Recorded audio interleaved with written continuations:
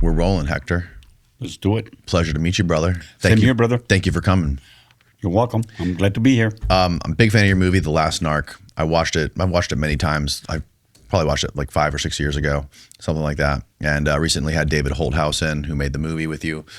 And I've interviewed your good friend Felix Rodriguez on the show. Confronted him about the Kiki Camarena thing, and he had a whole bunch of rebuttals against that, from like, that wasn't his name, Max Gomez. He didn't have that name yet. He was in Miami. He has an alibi.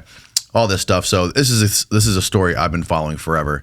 So it's very exciting for me to have you on here. So, but for people that aren't familiar, give like your high level 90,000 foot background and how you got into all this stuff with The Last Narc and your background in the DEA and all that stuff. Well, I'm a retired DEA Special Agent. I did 27 years with the DEA.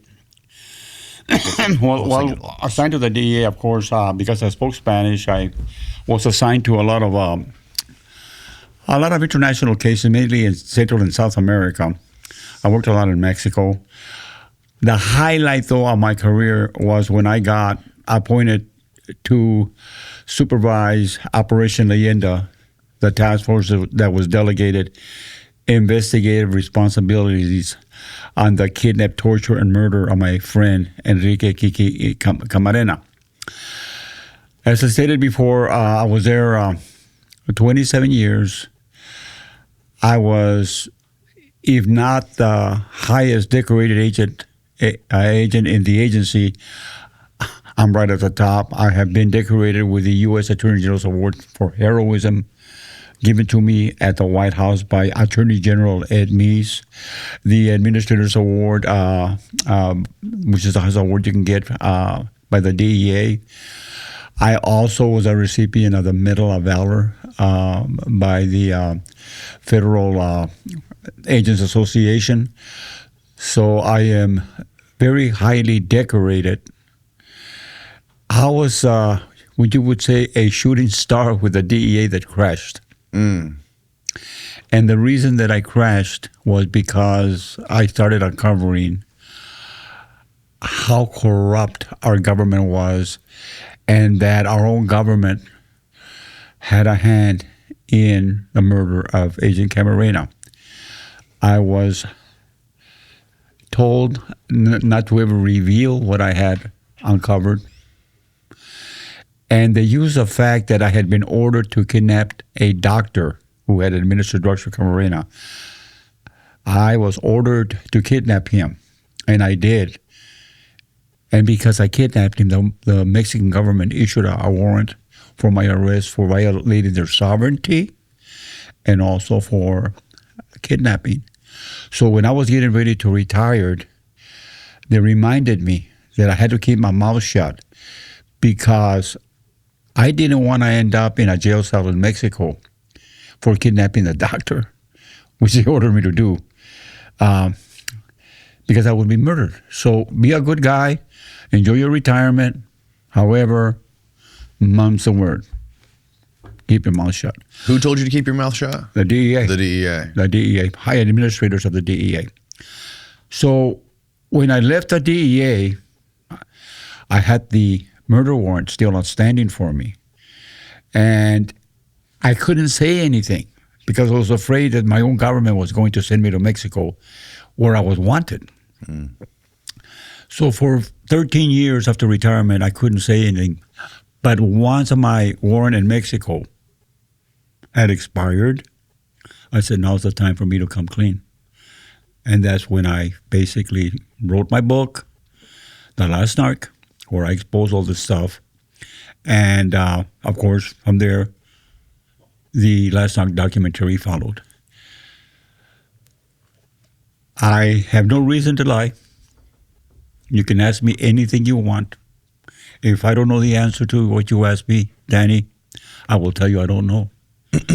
But if I know, I'm going to give you an answer, and I'm going to back it up with facts and evidence. So let's go. So you met Kiki Camarena in the 80s? Yes. Working where? He was stationed at the time at Fresno, California. That's before he went to Guadalajara. I was stationed in L.A. and he was in Fresno, which is right north of L.A. Mm-hmm. And at what point did you ever go down to Mexico to work with him there? No, I never worked with him down there. I had been to Mexico many times, in and out, conducting black operations, different operations, but I never worked with him. Okay. When I did come to have a lot of contact with Kiki was right before he got kidnapped. He was already in Guadalajara. I was in L.A. in the Riverside area. And I needed a couple of informants because I wanted to go up on a certain group that were dealing a lot of heroin. And I needed a couple of informants to basically go before a magistrate to provide evidence that these guys were committing the heroin trafficking so that I could go up on a wiretap. Those two informants were Kiki's informants. So basically, when I was looking for those guys, I called Kiki, who was in Guadalajara, out of L.A., and I said, Kiki, I need informants that are familiar with this operation, this illegal heroin trafficking operation, or organization, better said. And he did. He provided me with those two informants that were very effective. And while I was talking to him back and forth is when he got kidnapped. What was your overall what did your overall operation look like in the 80s? Like high level, like what were your objectives? Like what was your overall view of the drug war back then, and how did that change and evolve? Well, back then, the major cartel, and it wasn't even called a cartel, the major drug trafficking organization operating out of Mexico was the Guadalajara drug cartel. And the leaders were Ernesto Fonseca Carrillo, Miguel Ángel Celes Gallardo, and Caro Quintero. Of course, there were others, but these were the three top leaders of the then Guadalajara drug trafficking organization. Mm-hmm. They were our primary targets. Right. There weren't as many factions as there are now. No, there was only one faction. And it's interesting, Danny, because the one that ran the Guadalajara cartel, Ernesto Fonseca Carrillo, ran it with an iron fist. Basically, you couldn't kill anybody without his permission. Right. Number one. Number two, he didn't permit his men to just go out and girls and assault citizens. That was not tolerated. If you did that, he would bring you in and have you murdered. Right. Yeah, so that seemed to be like the golden age of cartels. Iron hand. Mm-hmm. There was respect back then. He basically had everybody on the payroll as far as government officials, but it's changed because now they murder each other and they kill each other, and that wasn't happening in the 80s. There was only one cartel, the Guadalajara cartel. Mm-hmm. And now it's evolved where you have all these different cartels with factions inside the cartels, and it's like this giant franchise organization that like you have all these little sub franchises that are operating underneath them, and they're constantly being recruited and fighting against each other, and there's all kinds of violence happening all the time, and it's also like perfectly intertwined with the government now, and it seems like this thing that's it's so deeply rooted in Mexico, it seems like it's almost impossible to get rid of. Yes. Right. So this Kiki Camarena thing, why do you think he was murdered, and who do you believe murdered him? Okay. I found out that back in the 80s, in the early 80s, the Sandinista government overthrew the Anastasio Somoza regime in Nicaragua, and the people that were left that supported Anastasio Somoza became the Contras. They were contra Daniel Ortega's communist regime that had taken over. The Contras went to our people and said, "We need help. We need help in defeating the communist Sandinista regime in Nicaragua." DIA, Defense Intelligence Agency, CIA, went to Congress and said, we need to assist the Contras, fund them, train them, and get involved in overthrowing Daniel Ortega's communist regime in Nicaragua. Mm-hmm. Congress said, no, we can't. We just came out of Vietnam. We got our butts kicked. We cannot afford to get in another conflict. So no, we're not going to fund it. We're not going to provide any type of military assistance. Definitely not. This is why the CIA decided, okay, they're not gonna authorize it. We'll do it secretly. We'll do it anyway. Pull that mic in front of your face. We're doing the right thing here. Mm-hmm. So what do? They decide that they're going to get all these weapons that had been surplus from Vietnam, retool them, and get them to the Contras. We're going to, basically, they're listed as destroyed after the Vietnam War, but they weren't. They were retooled and rearmed, and they were sending them to the Contras from Mena, Arkansas, back when Clinton was a governor. They started training Contras at Mena, Arkansas, and they started bringing in, even back then, cocaine to support the war. And one of the main transporters at that time was Barry Seal. Now that operation, Danny, got exposed, and they had to shut it down. So Felix Rodriguez was part of that operation in Mena, Arkansas, back in the early 80s. So they decide that they're going to relocate that operation to Mexico. And they relocate that operation to Guadalajara. And they put a CIA pilot's name as owner of this storefront operation in Mexico. It's Machinery International, Maquinaria Internacional. We're operating out of the Guadalajara airport. But what they're doing is they're bringing the weapons there, surplus weapons from Vietnam, as I stated. They're retooling them and they're rearming them. And they're trying to find a way to get these weapons secretly, clandestinely. Remember, because this was done against Congress's suggestions and orders, so they had to do it secretly. So they decide that they're going to go to the Mexican government and get their assistance in getting these weapons from Mexico now to the Contras in Nicaragua. The Mexican government at that juncture advised the CIA and our DEA and our NSC, Oliver North and them, we can't do it because we don't want to be seen by other South American countries as violating their sovereignty. We're going to have to do this very secretly. Mm-hmm. And the only way that we can do it is by joining forces with the cartels who already have secret airstrips and secret ways of moving drugs around. So then Secretary of Government Manuel Bartlett Diaz, who just, by the way, ran to Spain from Mexico just 2 or 3 weeks ago. Really? Manuel Bartlett Diaz, who was the Secretary of Government, who had been postulated by President de la Madrid to be the next president of Mexico.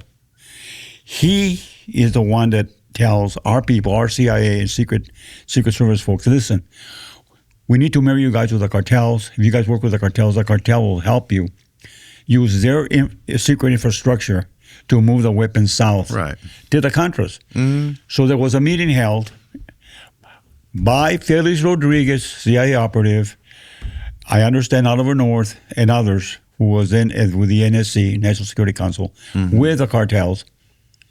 A meeting that was brokered by Manuel Bartlett Diaz, Secretary of Government then, who was trying to please the United States because remember, he was going to be the next president of Mexico.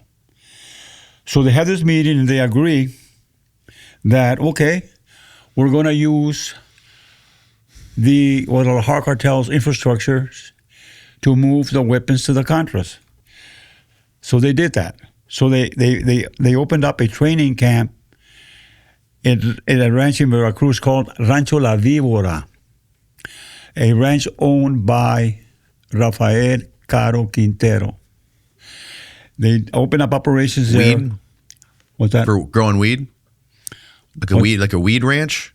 No, it was it was a ranch that he owned. Yeah. But the reason, I don't know if there was weed there, I really don't know. The reason they chose, the CIA wanted to use that ranch, because it had a very long airstrip where U.S. military planes, huge cargo planes, could land. Okay. I was under the impression, and I could be mistaken here, that he made like a lot of money off this ranch. I think Felix told me that Caro Quintero made like $1 billion a year from that No, piece he's of land. talking about Rancho Veracruz, which we'll talk about later. I It's see. another I gotcha. ranch. Gotcha. This is just a ranch that we're using to basically fly in coke and fly weapons south. Or the Okay, CIA got it. anyway. So as they become involved in with the cartel as far as getting their weapons from that ranch flown directly to Ilipango, El Salvador, where they were given to the Contras. It was a straight flight from Rancho Veracruz, La Vibora, to Ilipango, El Salvador, for the weapons to go south.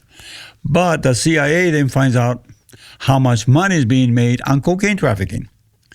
So what do? They decide, using Barry Seal and other pilots, to fly cocaine north.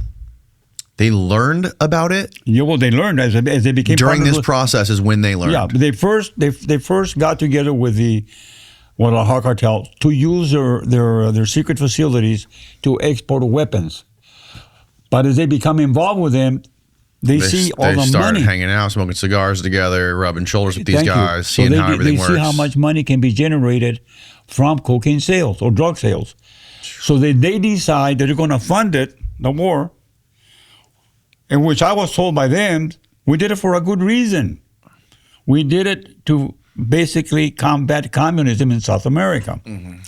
So they become involved in bringing in cocaine, and they're bringing the cocaine into the United States, where it is delivered to Danilo Blandón, a Contra colonel, and Edwin Meneses, another colonel in the Contra movement, out of San Francisco. So now you have Danilo Blandón, who's a Contra, receiving a lot of the cocaine in L.A., and I investigated this, so I know all about Danilo Blandón. And Danilo Blandón is using Freeway Ricky Ross to basically supply the Bloods and the Crips with all the cocaine needed. Jeez. In the process, they invent crack cocaine, and henceforth we have the crack cocaine of the 80s, where all these babies were being born addicted to cocaine because there was so much crack cocaine that it was very cheap to get, and it was a good poor man's high. So they inundated whole central Los Angeles with cheap crack cocaine, and of course, Freeway Ricky Ross is who he's supplying the Bloods and the Crips, who are then spreading it to New York, to Chicago, and all over the place. Major operation. So what you have now is you have our intelligence agency bringing in cocaine to support an unauthorized war by Congress, and they had to keep it really secret. If you enjoy watching our show on Spotify or YouTube and you want to be more involved, I encourage you to please come check out our Patreon community. Not only does our Patreon community get every episode you see on YouTube early, fully uncensored, and ad-free, but we're also doing Patreon exclusive episodes as well as live Q&As, and you can get your personal questions answered by our guests every single week. For me, being able to collaborate and communicate back and forth with our Patreon community every week has been huge. And this is my way of saying thank you for the cost of a cup of coffee a month. Now back to the show. Now let's get back to Kiki Camarena. Yeah. So Camarena is in Guadalajara, and he finds out that a lot of cocaine is being flown into Rancho Vibora in Veracruz. Kiki decides he's going to open up an investigation on Rancho Veracruz and all the cocaine trafficking. Okay, so he opens up the he starts talking about opening up the investigation. This is a separate ranch. This is not Buffalo yet. Okay. Oh, this is after Buffalo. Buffalo had already gone down. But anyway, so Camarena goes to his boss, who is also working for the CIA, Jaime Kirkendall, and he says, I'm going to open up an investigation because a lot of cocaine is being flown into Veracruz. So he opens up the investigation, and it's taking a while for him to find out basically what's going on. But all of a sudden in February, he's abducted, kidnapped, tortured, and murdered. Prior to this, Kiki had basically been blamed for the destruction of Rancho Buffalo, where 10,000 tons of cocaine, the biggest seizure in the history of not cocaine, marijuana, was destroyed. Now, here's what's important, and people should know. Camarena was not the case agent and was not really involved in Rancho Buffalo, even though he was blamed for it. What had happened was Carlos Quintero had found a way to grow seedless marijuana, sin semilla marijuana. And him and Ernesto Fonseca had basically planted a lot of hectares of this semilla marijuana. And here's the thing. They were recruiting people from small villages to come work as agricultural guys. They were recruited to go work in the fields. Mm-hmm. But once they recruited them and got them to Rancho Bravo Ranch, they were enslaved. They were not paid. They were made to work as slaves. Okay, so we have this major, and this is before Kiki was involved in all this stuff that we're talking about, Rancho Vibra and Veracruz. This is another ranch. This is in Buffalo, Chihuahua. So we ended up, and I'm going to first of all explain how we found out about the ranch, the Buffalo Ranch. One of the workers escaped, and he went to the DEA office in Hermosillo, Sonora, Mexico, and he said, hey, there's a major plantation over here. I just escaped. They're recruiting us to work as field workers, and they're making us slaves. They don't pay us and everything else. And those that try to escape are murdered. So I want to report that. So DEA, Hermosillo, not Guadalajara, not where Kiki was at, opens up an investigation. They try to go over there and photograph the fields or investigate them, but every road leading into the Buffalo Ranch was highly protected by Mexican Army soldiers. They couldn't get in. So they drive up to a mountain, and from the mountain they could see down, and they see airplanes circling, waiting to land at Rancho Bravo to get loaded up with marijuana. They called Mexico City and they said, hey, we need help. There's a major operation down here, and we need the assistance of Mexico City, the federal agents, to come in and help us raid this place. Mm-hmm. They stonewalled it for about 5 days so they could basically get everybody out of there. So when they hit it, they ended up seizing over 10,000 tons of marijuana. But what was never really said in the news, they released over 7,000 campesinos that they had enslaved in there. 7,000. Over 7,000. Good Lord. And that's a fact, documented fact by DEA. That's a lot of fucking people. Yeah. 7,000 people. Can you imagine how big the fields were? That's insanity. It's insanity. Okay, so what happens is, so Carlos Quintero is upset, and they basically say that Kiki was behind this thing.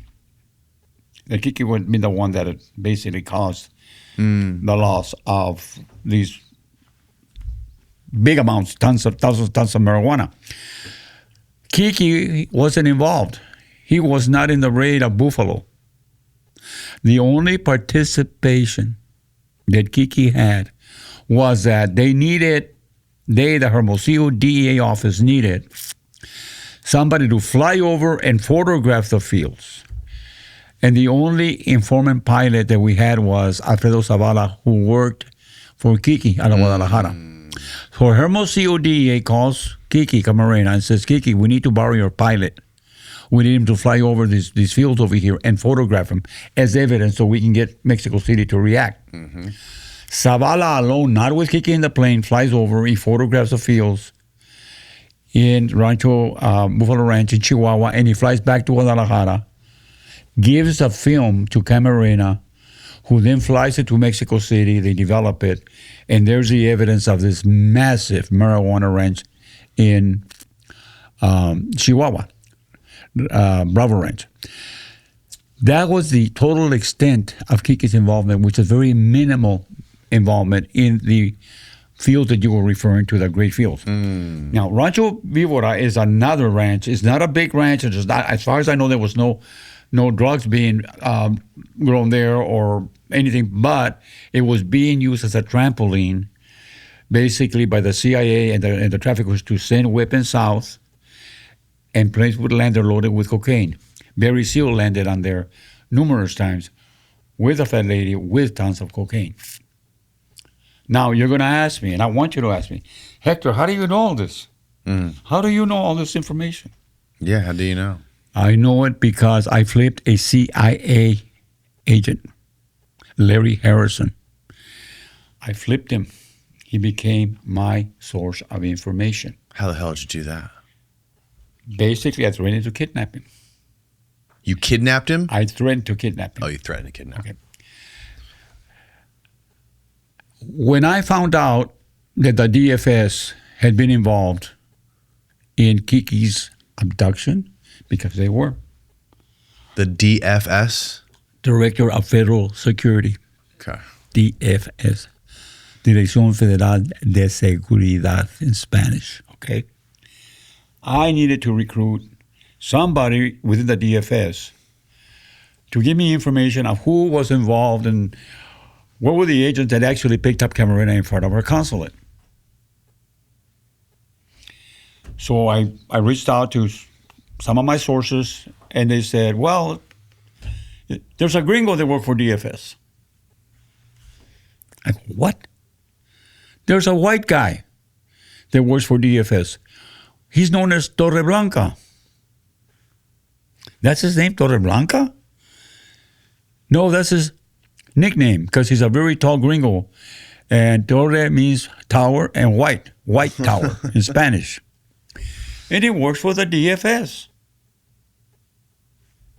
That's strange. I said, okay.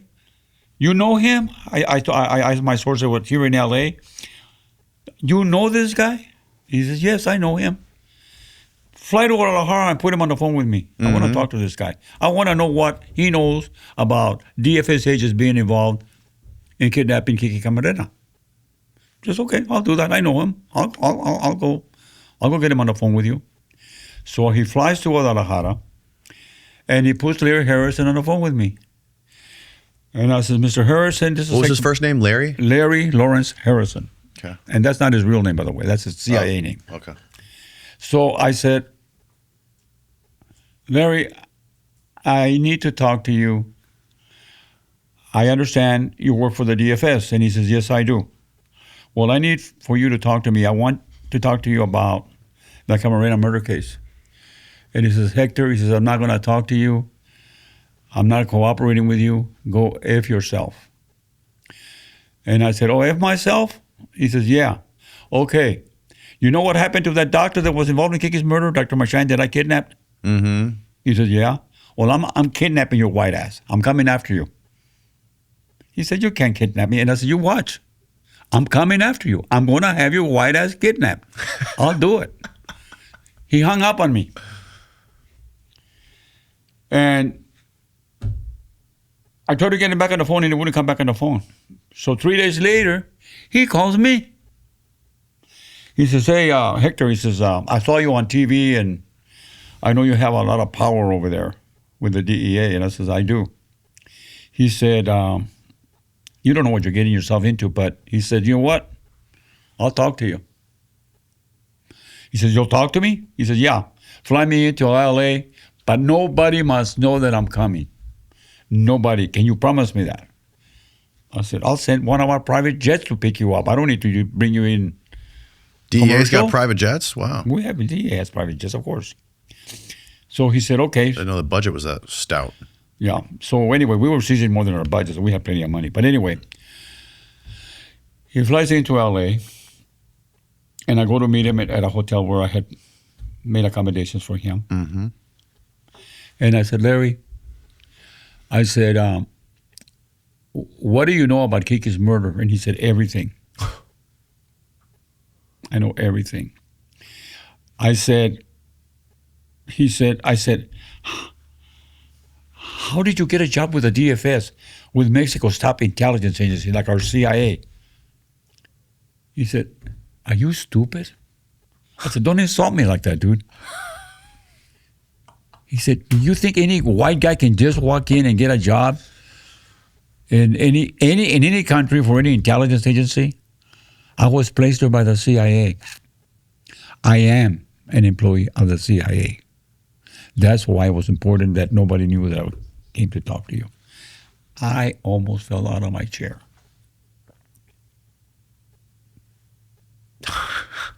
Was that the first time you'd ever I learned? said, you want to know who's responsible for Kiki's murder? We are. We killed him. He said this to you. Yes. We killed him. And we killed him because he was about to expose Rancho Veracruz, where we're training Contras. And we're not only training Contras there. We are also bringing in cocaine through there, which we're selling to support an unauthorized war in Nicaragua. Mm-hmm. And of course, we're also, sending weapons, which we are retooling out of Guadalajara to the Contras. I work for Ismael Felix Rodriguez. He's my control agent with the CIA. He said this to you. Yes. The DEA knows all of this. This is the beginning of my investigation. Where's Danny. this guy right now? He just died 2 years ago. He just died. You're not allowed to say his real name. Do you even know his real name? Yes. I'm going to tell you how I found out. So anyway, he says, we are training troops there. We have a Contra training camp there. And Hector asked me how I know this. And I go, how do you know this? I've been there. I was the one that set up all the towers for ground-to-air communications at Rancho Veracruz. And I saw how we're training the Contras there. And he throws names out like Colonel Steele was there, Colonel Petraeus was there training Contras. This is before, later, that they became CIA director. For sure. Yeah. And he tells me all this stuff. And he says, what are we going to do now? What are you going to do? See, you're way over your head, dude. He told me. You're way over your head. I don't know what you're going to do with this investigation. But I'm telling you, I am CIA. I was there. I wasn't there when they picked up Kiki. Kiki was picked up because he basically was going to expose Rancho Vibora in Veracruz, which had to be kept quiet because the Kerry Commission was already investigating us for providing missiles to Iran. Iran-Contra, he said. I said, whoa. And this cannot be exposed. Wow. And he says, we're up to our asses involved in this thing. And it's a major cover-up. And I'm telling you, Dan, I am dead very serious about this. This is all true. You can attack me and ask, well, people say this. I don't care. I have the answers for you. But this is an anonymous source. That's the problem with all this. Absolutely. So this is all your testimony. Yes. We're getting ready to go to trial because we arrested some folks behind Ruben Zuno, behind Kiki's murder. Wait. You're getting ready to go to trial. Well, I'm jumping ahead because okay. Well, let me find out. You asked me who he really was. Yeah. Okay. You want to know who Larry Harrison really was? Because you asked me, was that his real name? No, it wasn't.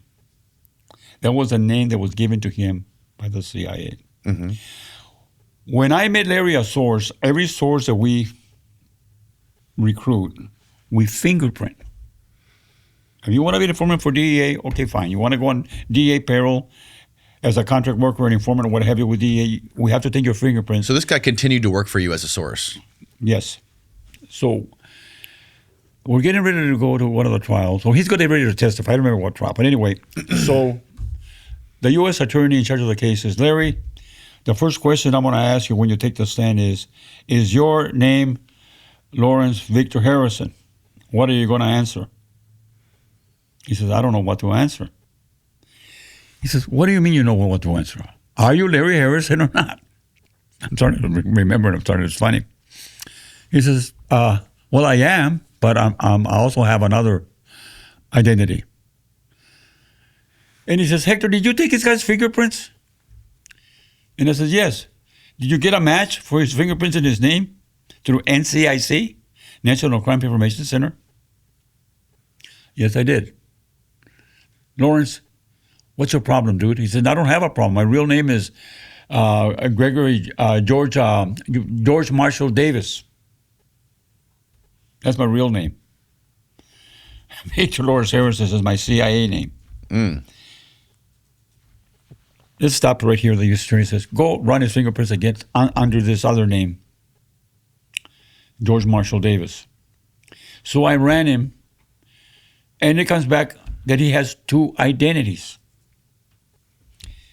Two full identities through NCIC and all of our databases. So I come back to the U.S. Attorney and I said, look, this guy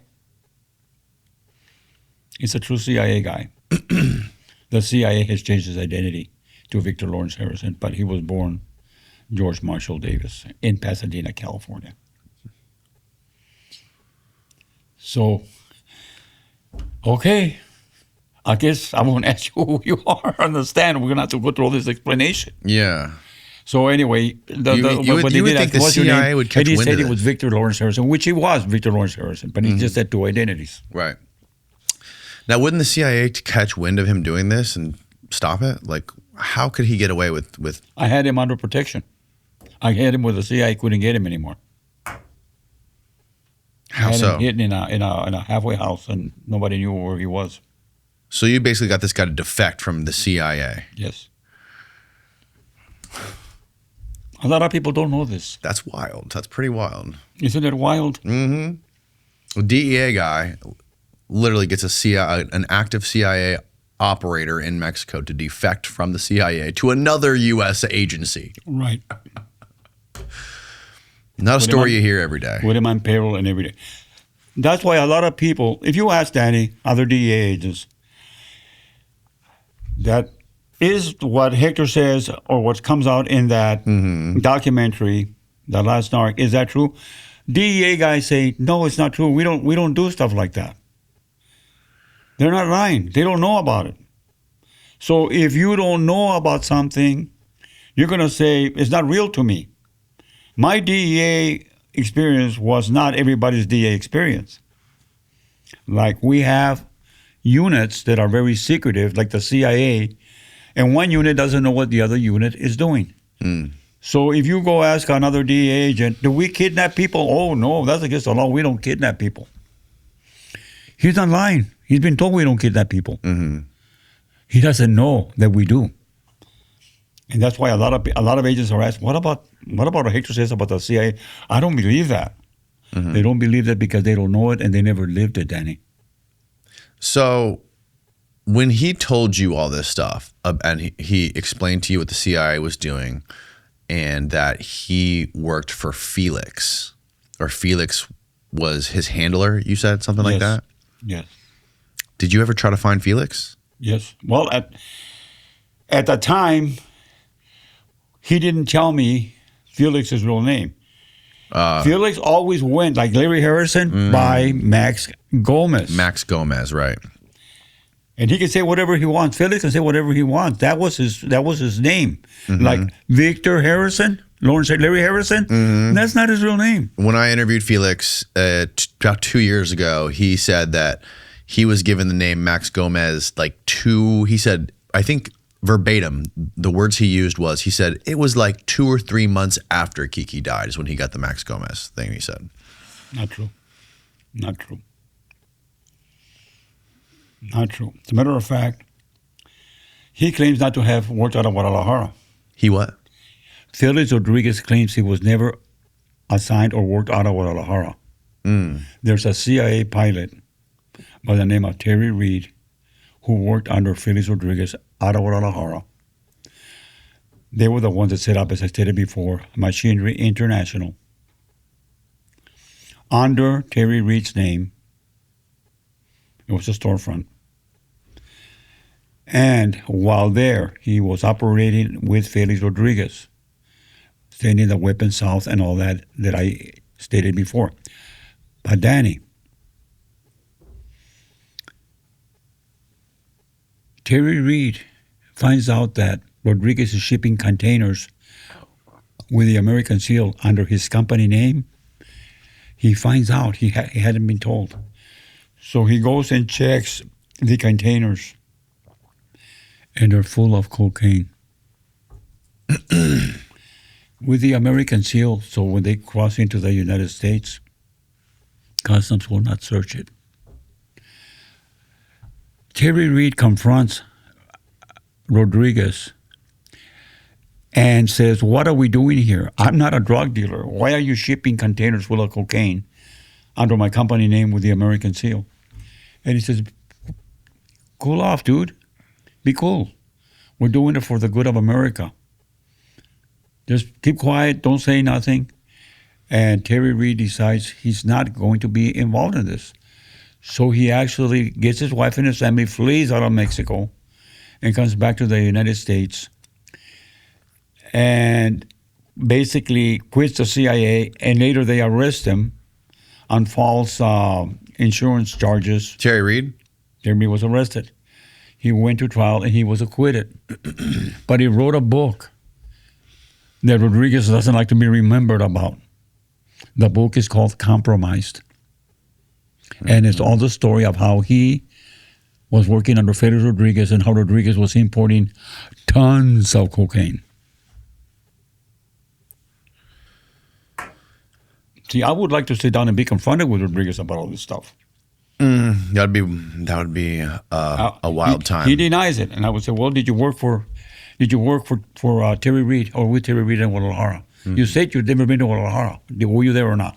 Is Terry Reed lying in this book that he wrote? He's not lying. He's still alive, by the way." Yeah, well, the thing is, if he did do this stuff, he legally could not admit it, right? If he admitted it, he would be in deep shit. Of course he's not going to admit it.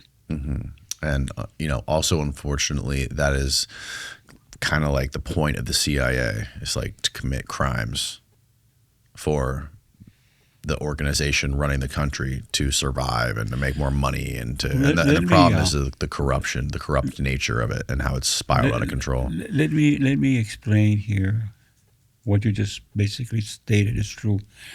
The CIA, a lot of people don't know this, don't work under U.S. constitutional law. They're not a law enforcement agency. Their operations, according to our Constitution, should only be foreign. They should only be involved in foreign operations, but yet they've got their hands in everything here in our country. Number one. Number two, I was brought in and talked to by the CIA. And they told me that, "Listen, Hector, what we did, you have to understand, was the good of our country. We did it to fight off communism, which is going to start spreading in South America. We did it for the good of our national security. We do not see it as doing anything wrong. If we have to go to bed with the devil to protect our national security, we will." So basically, I was told, can you hear my phone? No. I'm hearing it. Oh, you got a Bluetooth in your ear? There, yeah. Oh, it is? Okay. And we take a little break here so I can go to go grab your phone. We'll be right back.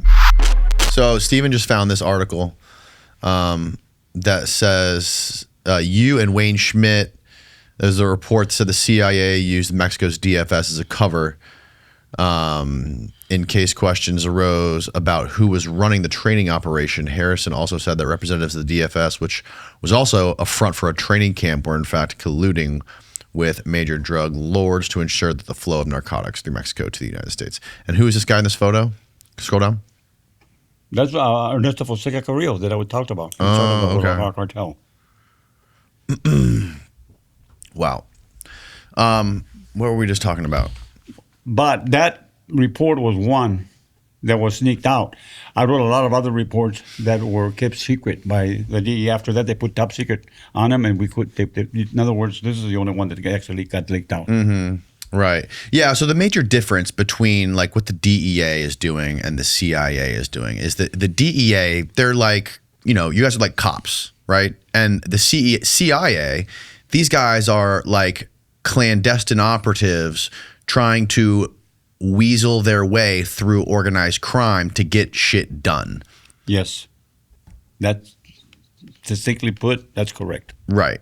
They're trying to advance the ambitions of the United States internationally to basically enrich the people that are in charge, right? Right. And you guys are just trying to fight bad guys and Right. stop drugs, right? So there's a built-in rivalry there. There's a clash. There's a conflict of interest. Yes, there is.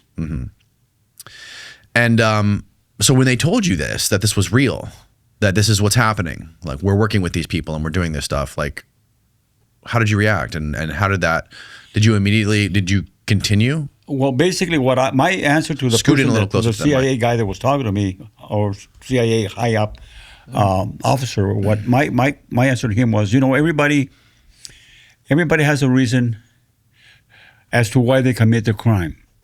If I talked to bank robbers who said, well, I robbed the bank because my mom had cancer and we had no insurance, I needed the money.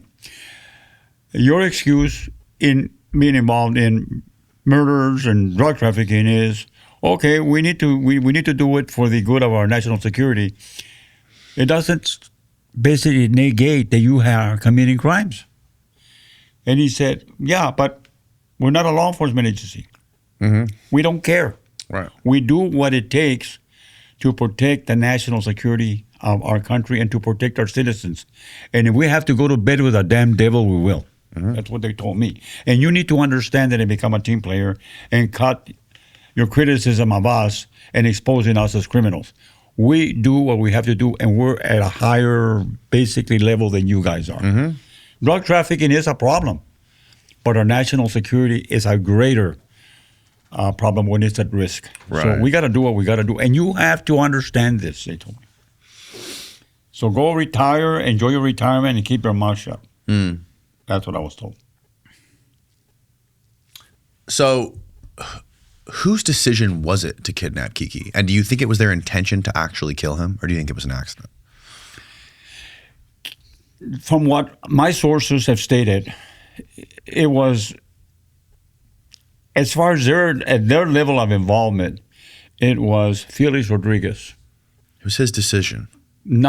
He was basically acting under orders of other people above him, obviously. Okay. But at my informants or my witnesses level, they felt that Rodriguez was in charge of the whole thing. Now, and okay, continue. Sorry. Now, let's put it in perspective here. How did they know basically where Rodriguez worked? How did they come to know that Rodriguez was CIA? The first witness that came in first told me that there was a Cuban involved in interrogating Kiki. And I asked him, who is this Cuban? And how do you know he's Cuban? And he said, because the accent, it was either Puerto Rican or Cuban, and his name is Max Gomez. Okay? Max Gomez, I write it down. Run him through every database I can find. Nothing comes up. 6 months later... Who specifically told you that, by the way? Huh? Who specifically told you that? My first witness that had basically been involved in the meetings where they tortured and murdered Camarana. Okay. I asked him who interrogated Camarena again. He stated this Cuban or Puerto Rican guy, but he wasn't Mexican, I know because of the accent. What was his name? He said, Max Gomez. Max Gomez. All right. Make note. Ran that name through all of our databases. Nothing comes up. 6 months later, I recruited a second witness that was at the scene where Camarena was tortured, interrogated, and murdered. Another one of the bodyguards that was there. And I asked him again, who interrogated Camarena? And he says, well, Claro Quintero did, this, and there was a Cuban guy. And what was his name? Max Gomez. Run him again. Nothing comes up. A year and a half later, a third witness is recruited that was there. This is a higher up witness who was in charge of Ernesto Fonseca's security detail. And we brought him in. And I said, okay, you were there. Who interrogated Camarena and what was Camarena asked by the interrogators? And of course, he names up all these other people that interrogated Camarena, which we already knew.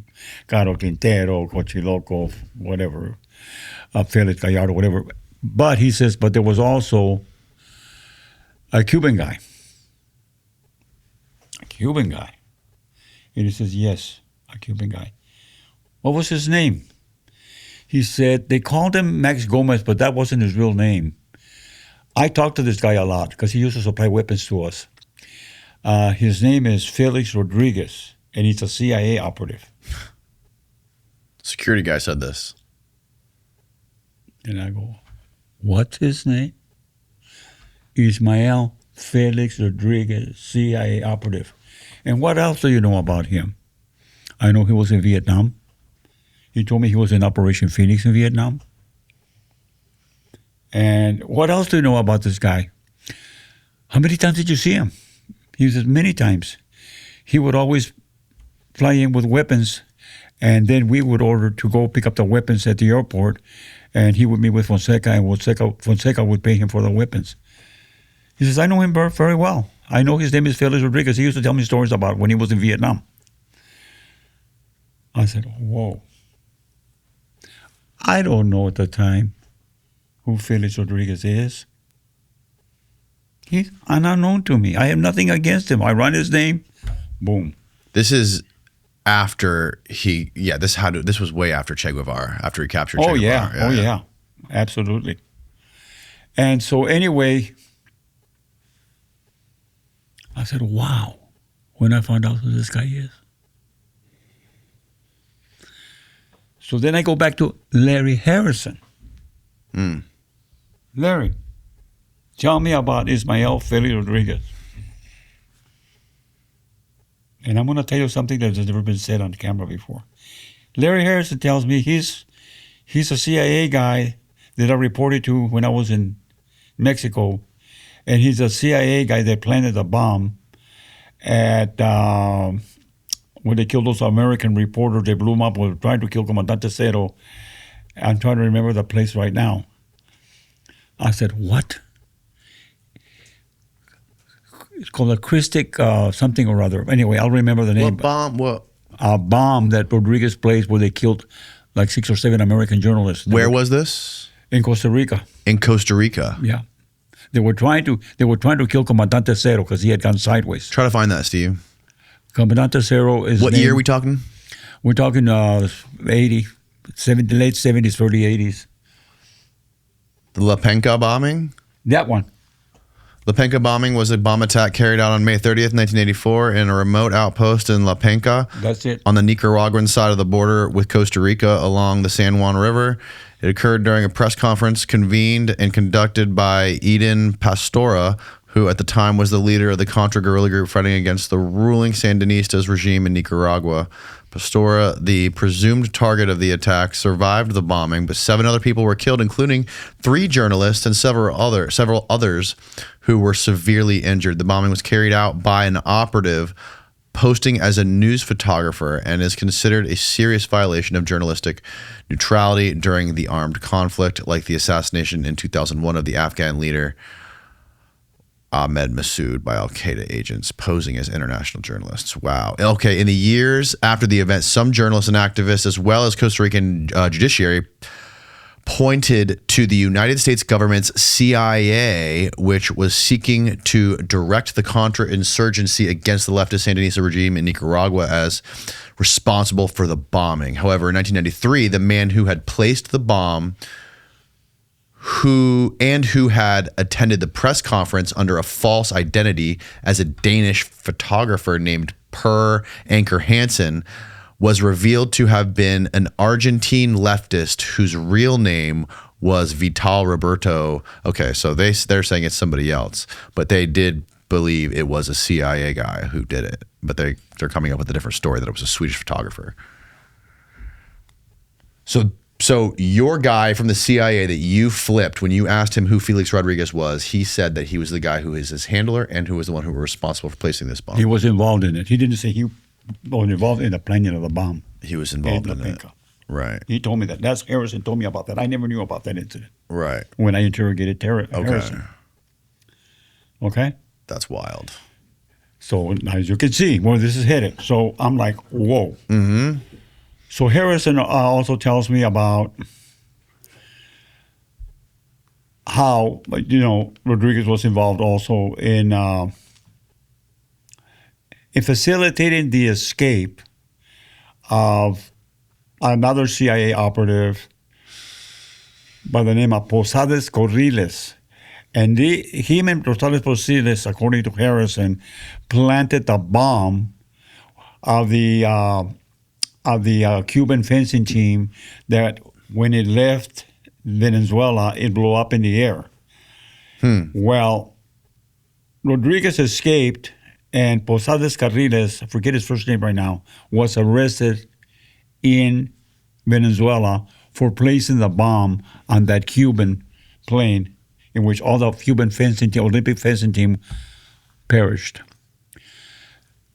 Harrison, according to him, Rodriguez him and Oliver North were involved in helping Posadas Corriles escape prison in Venezuela for planting the bomb on that Cuban plane. Wow. He said Oliver North was involved in that along with Felix Rodriguez. These are things that hefty accusations. These are things that I've never said before on camera. I mean, I'm going back now to Larry Harrison, the things that he divulged to me. Mm-hmm. And this guy was CIA. Was there any hard evidence, like photographs or video of the torture of Kiki, or any recordings, audio, anything? Yes, there were recordings. The whole torture thing was recorded. You get your hands on that? I had the recordings. I listened to them. How did you get them? We got them supposedly from the CIA. But they were highly redacted. The CIA gave them to you? Well, some of them, and some of them we got other ways. Okay. We had five recordings with transcripts. But what was interesting is that we had a transcript for which the CIA did not give us a recording. When I got the transcript and I read it, I went back to the CIA and I said, "Hey, I need a tape of that, a copy of the actual recording," and they wouldn't give it to us. Yeah, we never got it. Mm-hmm. So, how much farther did you push this? Well, the situation with the DEA was this: is that okay? Now let's go back to the Camarena case and how I got involved. If we can, Danny, please. Mm-hmm. So I get assigned to. First of all, I get sent. In 1987, I get sent to Mexico with full orders to arrest or eliminate those that were involved in Camarena's murder or supposedly suspected of being involved in Camarena's murder. I have orders to try to arrest, of course, Ernesto Fonseca Carrillo, Caro Quintero, Miguel Felix Gallardo, El Azul, Cochi Loco, and I get a list of people that I'm supposed to target. And my orders are arrest them or eliminate them. Do whatever you need to do that. So I said, fine. So I went to Mexico and I was involved in numerous shootouts. As a matter of fact, I was involved in the longest shootout in the history of DEA, and a shootout that lasted over 2 hours in the jungles of Mexico, Sinaloa. Jesus. That's the shootout that is alluded to in the last narc. The longest shootout in the history of DEA. I tried to go after these guys, and I even was ordered to kidnap other folks, which I did. And total secret. Finally, Felix Gallardo gets fed up with me, and he decides he's going to have me murdered now. And CIA and DEA intercept a lot of calls where Gallardo is asking that I get picked up. Mm-hmm. And they try to picked me up one time, but I wasn't with my family. They almost picked up my daughter and wife in Mazatlan, Sinaloa. They chased them, and they were able to run to a house owned by some Americans that were friends of ours, and they shipped them out. But I stayed back in Mexico. Finally, they said, Hector, you're going to need to get out. They're really looking to kill you. The cartels are looking to kill you. Felix Gallardo and Ernesto Fonseca, they want you. So that's when they evacuated me out of Mexico for my own safety. After being evacuated out of Mexico, that's when I get a call that they want me to run the Enrique Camarena murder investigation. And that's how I become supervisor of Operation Leyenda. After reporting into LA and into that position, I am flown back to Washington, where I sit there face to face with the administrator and basically ask me what I need to solve this case, because they didn't have any witnesses. And I told them I'm going to need a huge informant budget. I'm going to need the cooperation of immigration. And I'm going to need Spanish-speaking agents that have experience working in Mexico. Mm-hmm. You have had all these people assigned to this investigation, New Yorkers and everything else, that don't speak Spanish. That's why they've got nowhere. We need people that have worked in Mexico, they know the culture, know the corruption. He said, you got it. Then he said, I want you to conduct an extraterritorial rendition. And Kidnapping. I said, what is that? That's what I said. I didn't know. I said, what is that? He said, a kidnapping. Can you do that? And I said, yes. He said, what would it cost to get a suspect kidnapped? I said, it all depends who you want me to kidnap. If you want me to kidnap the president of Mexico, I said, it's going to be expensive. He started laughing. He said, no. He said, we'd like for you to kidnap the doctor that injected drugs and tortured Camarena. He says, you know who he is? And I says, I don't know him, but I know him by name. He said, can you get him kidnapped? Or can you kidnap him? And I said, yes. Who is this specifically? The director of the DEA, Jack Lawn. Okay. Who denies this, by the way. Okay. He denies it. Of course. And he said to me, he says, well, what would it cost to kidnap him? I said, not much. I said, what is not much? Go to $1 million, $250,000, I can get it done. He says, really? And I said, yes. How soon can you get him done? I said, a week or two. He says, you can do that fast? Yes. How are you going to do it? Very simple. I know all the comandantes and all the generals in Mexico. I work with them, well, a lot of them. And we'll hire them to kidnap the doctor, like the traffickers hire them to work for them. They're like prostitutes. They work for money. They don't care what side they're on. Mm-hmm. He says, do it. I said, okay. So that's how I did it. I contacted my comandante, met him in Vegas, bought him dinner, bought him a prostitute. I told him, I said, how would you like to make $250,000? And he said, I'd love to. What do I have to do? Kidnap this doctor for me. He said, you got it. I'll do it. Just like that. That easy. And we did it.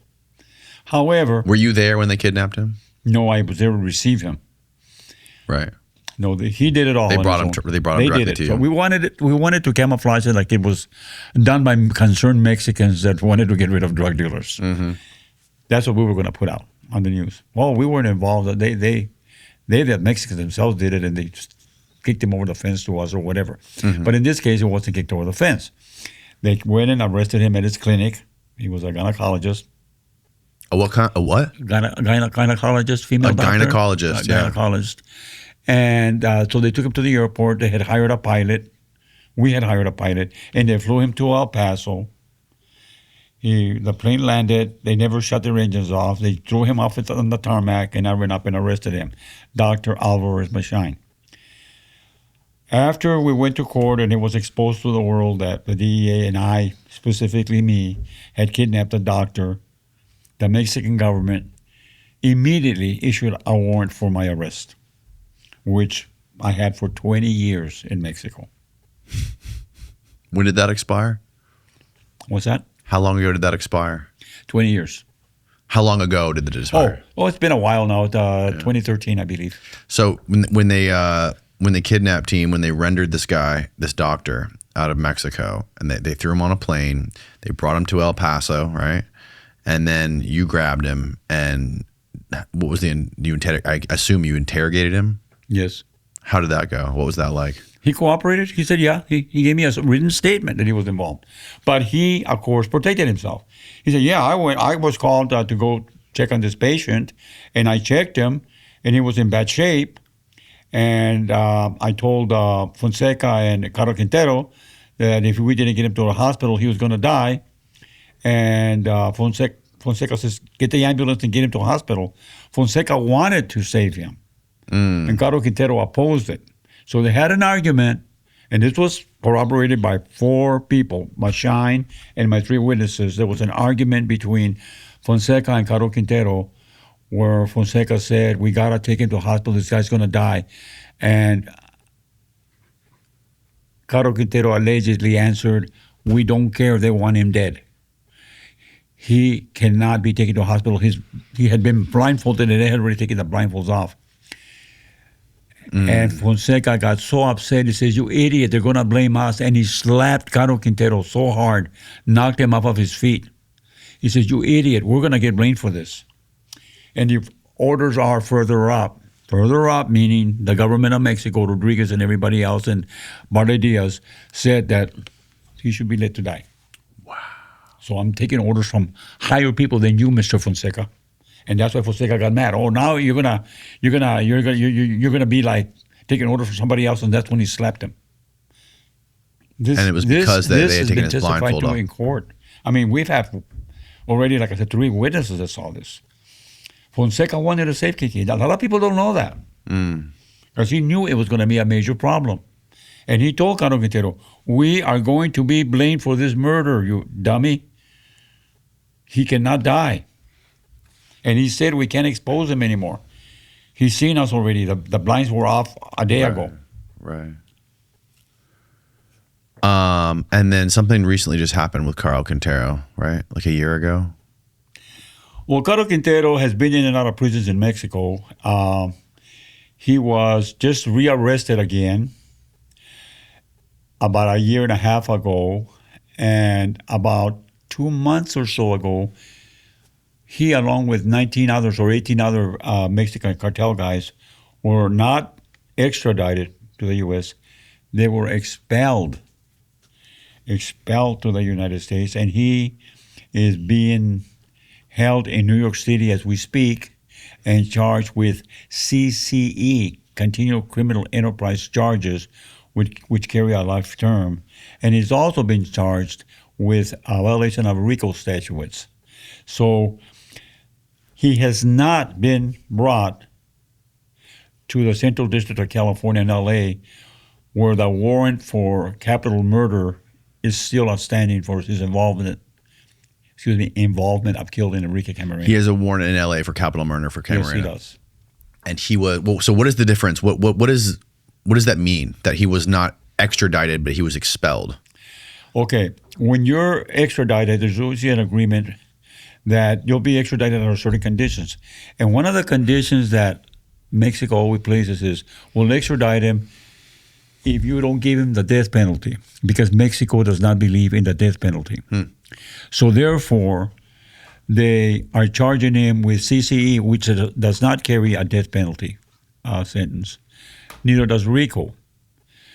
So they were expelled, and because Caro Quintero was expelled and not extradited, that agreement doesn't exist. He can be tried for Kiki's murder, and he can definitely be sentenced to death. But you don't think that's going to happen? I am very perplexed as to why they would take him to New York on these lesser charges and not bring him, to Los Angeles to face the capital murder charges. Yeah. I suspect that maybe they're going to try to hide this and not bring him to trial on the Kiki Camarena murder charges, because all this information that came out in the last NARC and all this information that I'm giving you about U.S. involvement in Kiki's murder will probably come out. So I suspect that they're trying to keep this all under the carpet, tell us, okay, he's been convicted, he's getting a life term, we're done with him, and forget the murder charge. I suspect that. They're going to try to do that. That does seem likely. Because they wouldn't want him to open his mouth. They wouldn't want any kind of evidence or any kind of information pulled out that's going to open that can of worms that goes back, that links back to imagine Kiki. this. You put just one of the witnesses say, you were there, you saw who interrogated Camarena? Yes. Did Caro Quintero interrogate Camarena? Yes. And who else interrogated Camarena? Felix Rodriguez. How's that going to go? Right. That's what they're trying to avoid. Man, Felix is getting old. He's got to be in his, how old was he in his 90s when we saw him, right? I mean, he was rough. Yeah. He was, he's in a wheelchair. 90s? He's old, man. Very old. Yeah, a lot of those guys, we went to his museum down there. He has this whole museum dedicated to like the Bay of Pigs invasion, and he has like pictures of all these Cubans and stuff like that. And there's posters everywhere of like pictures of Kennedy with like a slash through his face. They don't like Kennedy. And what's this? He's 85. Oh, he's 85. That's it. He looked 90. Yeah. He's 90. He's been through a lot, man. He's that guy's seen some shit, as you very well know. Yeah. But no, he seems to be like, he was everywhere. Like he was in Vietnam, obviously, everything that you've just explained, in Mexico and all these crazy operations, and the Cuban stuff with under Kennedy, like the Bay of Pigs, and it's hard to imagine what a guy like that has seen in his day. It's a different breed. I don't think they make them. I don't think we're doing it. It's hard to know for sure, but it seems like that era in history, like the 60s, 70s, and 80s, was like the Wild West for intelligence operations and international crime smuggling. But, and maybe I'm wrong. Maybe all that stuff is still happening today. I think the difference is you just don't hear about it as much. It's not reported as much in the news today. I mean, there are like lots of journalists, like independent journalists that are covering it, but you start to hear about stories like what you brought up in the last Narc, long after it's happened, right? Kiki was murdered in the 80s. 85, right? So, almost 40, pretty much, exactly 40 years ago. So, what are we going to be learning about what's happening right now in 40 years from now? Because, there is stuff coming out like this recent murder of this guy, El Mencho, and the kidnapping of El Mayo, and all this stuff, but you really have to pay close attention to kind of keep track of it. It's not reported on in the mainstream media. My experience, because I was involved in kidnappings myself with the government, and I said it from day one, Mayo Zambada was not kidnapped. He volunteered. Why would he volunteer? He wasn't kidnapped. Because you think he's been working with the CIA for a long time? I don't think so. I pretty much know that he volunteered. Yeah, because look at the facts, Danny. He's flown in. There's at least 50 agents waiting for the landing of the plane. And the first information was that he had been tricked on the plane by El Chapo's son. Yeah. Ismael Guzman Beltran or whatever, Lopez or whatever his name is. And the pilot escaped. What? That's the official story. The pilot escaped. Now, if DEA and the FBI and the CIA and the generals and everybody in the government knows that this plane bringing a Mayo Zambada is landing there, how does the pilot bringing him in escape? That was the first story. Where did they land? Do you know?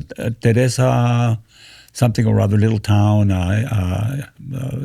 south of El Paso there in Texas. It wasn't in El Paso. Santa Teresa. Santa Teresa.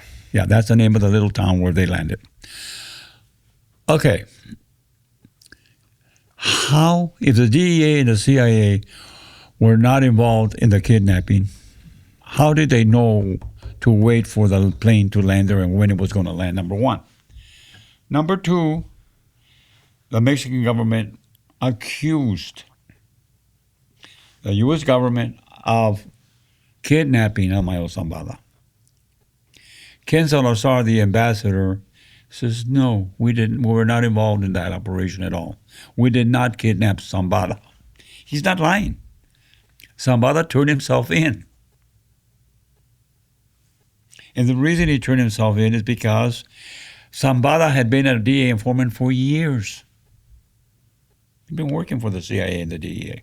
Of course, they're not going to say none of this. I'm going to remind you, when El Chapo was being tried, El Mayo Zambada was in Mexico, and he called his son, El Vicentillo, who was being held in a federal detention here. He used the DEA to go into Vicentillo's cell and say, here, your dad wants to talk to you. Vicentillo takes the call, and El Mayo Zambada tells him, cooperate with the U.S. government, testify against El Chapo Guzman. So El Vicentillo and El Mayo Zambada's brother, El Rey, were the two major witnesses that testified against El Chapo Guzman's trial. Now, You're saying El Mayo got a DEA agent to walk a phone into the prison cell. Yes, sir. That's a fact. And El Mayo told these guys to... No, El Mayo told his son to cooperate His with own the U.S. son. government and go ahead and testify against El Chapo. against El Chapo, who had been his right-hand man in the Sinaloa cartel. They both founded it together, right? Yes.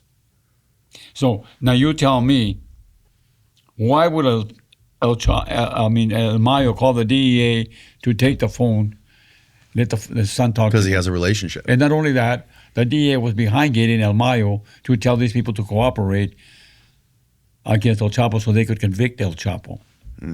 I mean, I know how it works. You're not going to kid me.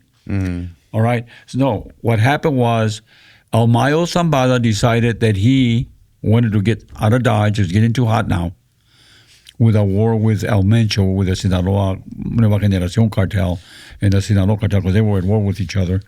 He decides to get out. His brother's already a cooperating witness, and so is his son. So he decides he's going to turn himself in and cooperate with the U.S. government. The reason it has to be like this, Dan, is because, number one, the ambassador, Ken Salazar, is not going to lie out to the public and say that we were not involved in the kidnapping, which we were not, because it wasn't a kidnapping. And he told the president of Mexico, Claudia Sheinbaum, we were not involved in that. He's not lying. El Chapo decides that he's going to cooperate, and he basically sets up this scenario that he's being kidnapped by El Chapo's son, who turned him in, who was on the plane with him, and basically surrendered there. But here's the thing. What's interesting now, currently in the Mexican news is, guess what? They found the pilot. Oh, yeah? The Mexican government found the pilot. What'd he say? He said he wanted to be turned over to the United States. And guess what they did a couple, 2-3 days ago? What? The pilot is here again. He's here in the U.S. Yes. Can you find this, Steve? Is this reported on? Yes. Is it Mauro Alberto Nunez Ojeda? Yes. I believe that's the pilot, yes. So, what now? What do you make of it? Now, you're an intelligent guy. What do you make of all this? Why would Mexico not interrogate him from A through Z on El Mayo's kidnapping or El Mayo's whatever? He was involved from the beginning to the end, the pilot. We supposedly let him go. He goes back to Mexico. The Mexican government now has just picked him up, and now they deport him over here without interrogating him about how El Mayo got here. It doesn't make sense, does it? You know, unless people in the Mexican government are just taking bribes to, you know. Something is not wrong with this picture. Something is very wrong with this picture, I'm saying. Something's up. Why would the Mexican government, who supposedly is upset and saying we're violating Mexican sovereignty by kidnapping El Mayo, they made all those accusations against the U.S. When they get the pilot that knows everything, they don't even interrogate him or investigate him. They send him back to the U.S. What do you make of that? What do you think? I firmly believe that El Mayo surrendered himself. They made this story up that he was kidnapped and all of that, which he was, and he surrendered himself. Mm-hmm. And I believe that Because it was getting too hot. He didn't want to deal with it anymore. He wanted to eject. Not only that, he became a government. He testified against all these former presidents he paid off, and he provided a lot of testimony against a big guy by the name of Maduro. El Mayo did. Yes. He gave up shit on Maduro. Yes. Him and others. And then all of a sudden, Maduro's picked up after El Mayo came in. Wow. Remember, El Mayo was the biggest drug dealer in the world. Mm-hmm. Okay? And now everything's so quiet on El Mayo, you don't hear anything about El Mayo. Yeah, but isn't his son now running shit? El Mayo Flaco supposedly running still the Sinaloa cartel over there. Yeah. And they're like in a little civil war with Los Chapitos, right? And Los Chapitos, who have become part of the Nueva Generación cartel. And okay, this is what Stephen found. The pilot of the plane was arrested in Mexico last year and handed over to U.S. authorities. At Wednesday's press conference, another FG... Okay, who's Boone? Boone is... He's mentioned earlier in this article. Okay, yeah, I don't know who the hell Boone is. Boone said that Nunez, the pilot, was deported to Mexico after flying the plane to the United States, and he subsequently continued committing crimes in Mexico until his arrest. He said that Mexican authorities transferred Nunez to the United States after his arrest. Okay. The pilot was apparently released after landing in New Mexico and allowed to return to Mexico. let me make a comment here. Very important comment. A big observation here. Why would we release him to Mexico after supposedly he participated in kidnapping El Mayo, and then the Mexican government deport him back to us? Right. Why wasn't he charged with anything? Yeah. That's why I say El Mayo surrendered himself. Mm-hmm. There was no kidnapping. Yeah. If you didn't kidnap him, why would you arrest a pilot? Yeah, but you seem like El Mayo. I mean, this guy's got to have billions of dollars, right? Yes. Like, why wouldn't you just take off to, like, I don't know, a foreign country or some island somewhere like in the Mediterranean, or just disappear? Why surrender yourself to the U.S.? His whole family's over here. Oh. Mayo's son's over here. Everybody's here. Yeah, right.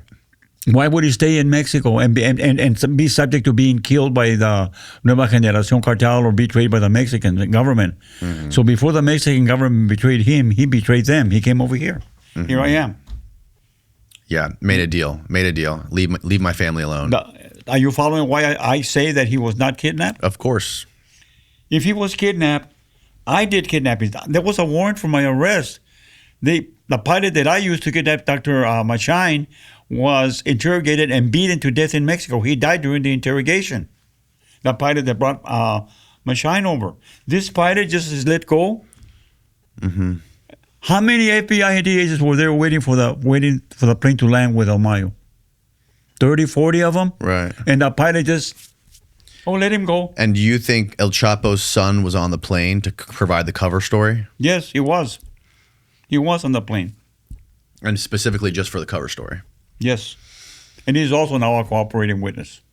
It's crazy how long and how deep the CIA and the DEA has been working with the cartels, and yes, how like synergistic that whole operation has been. Absolutely.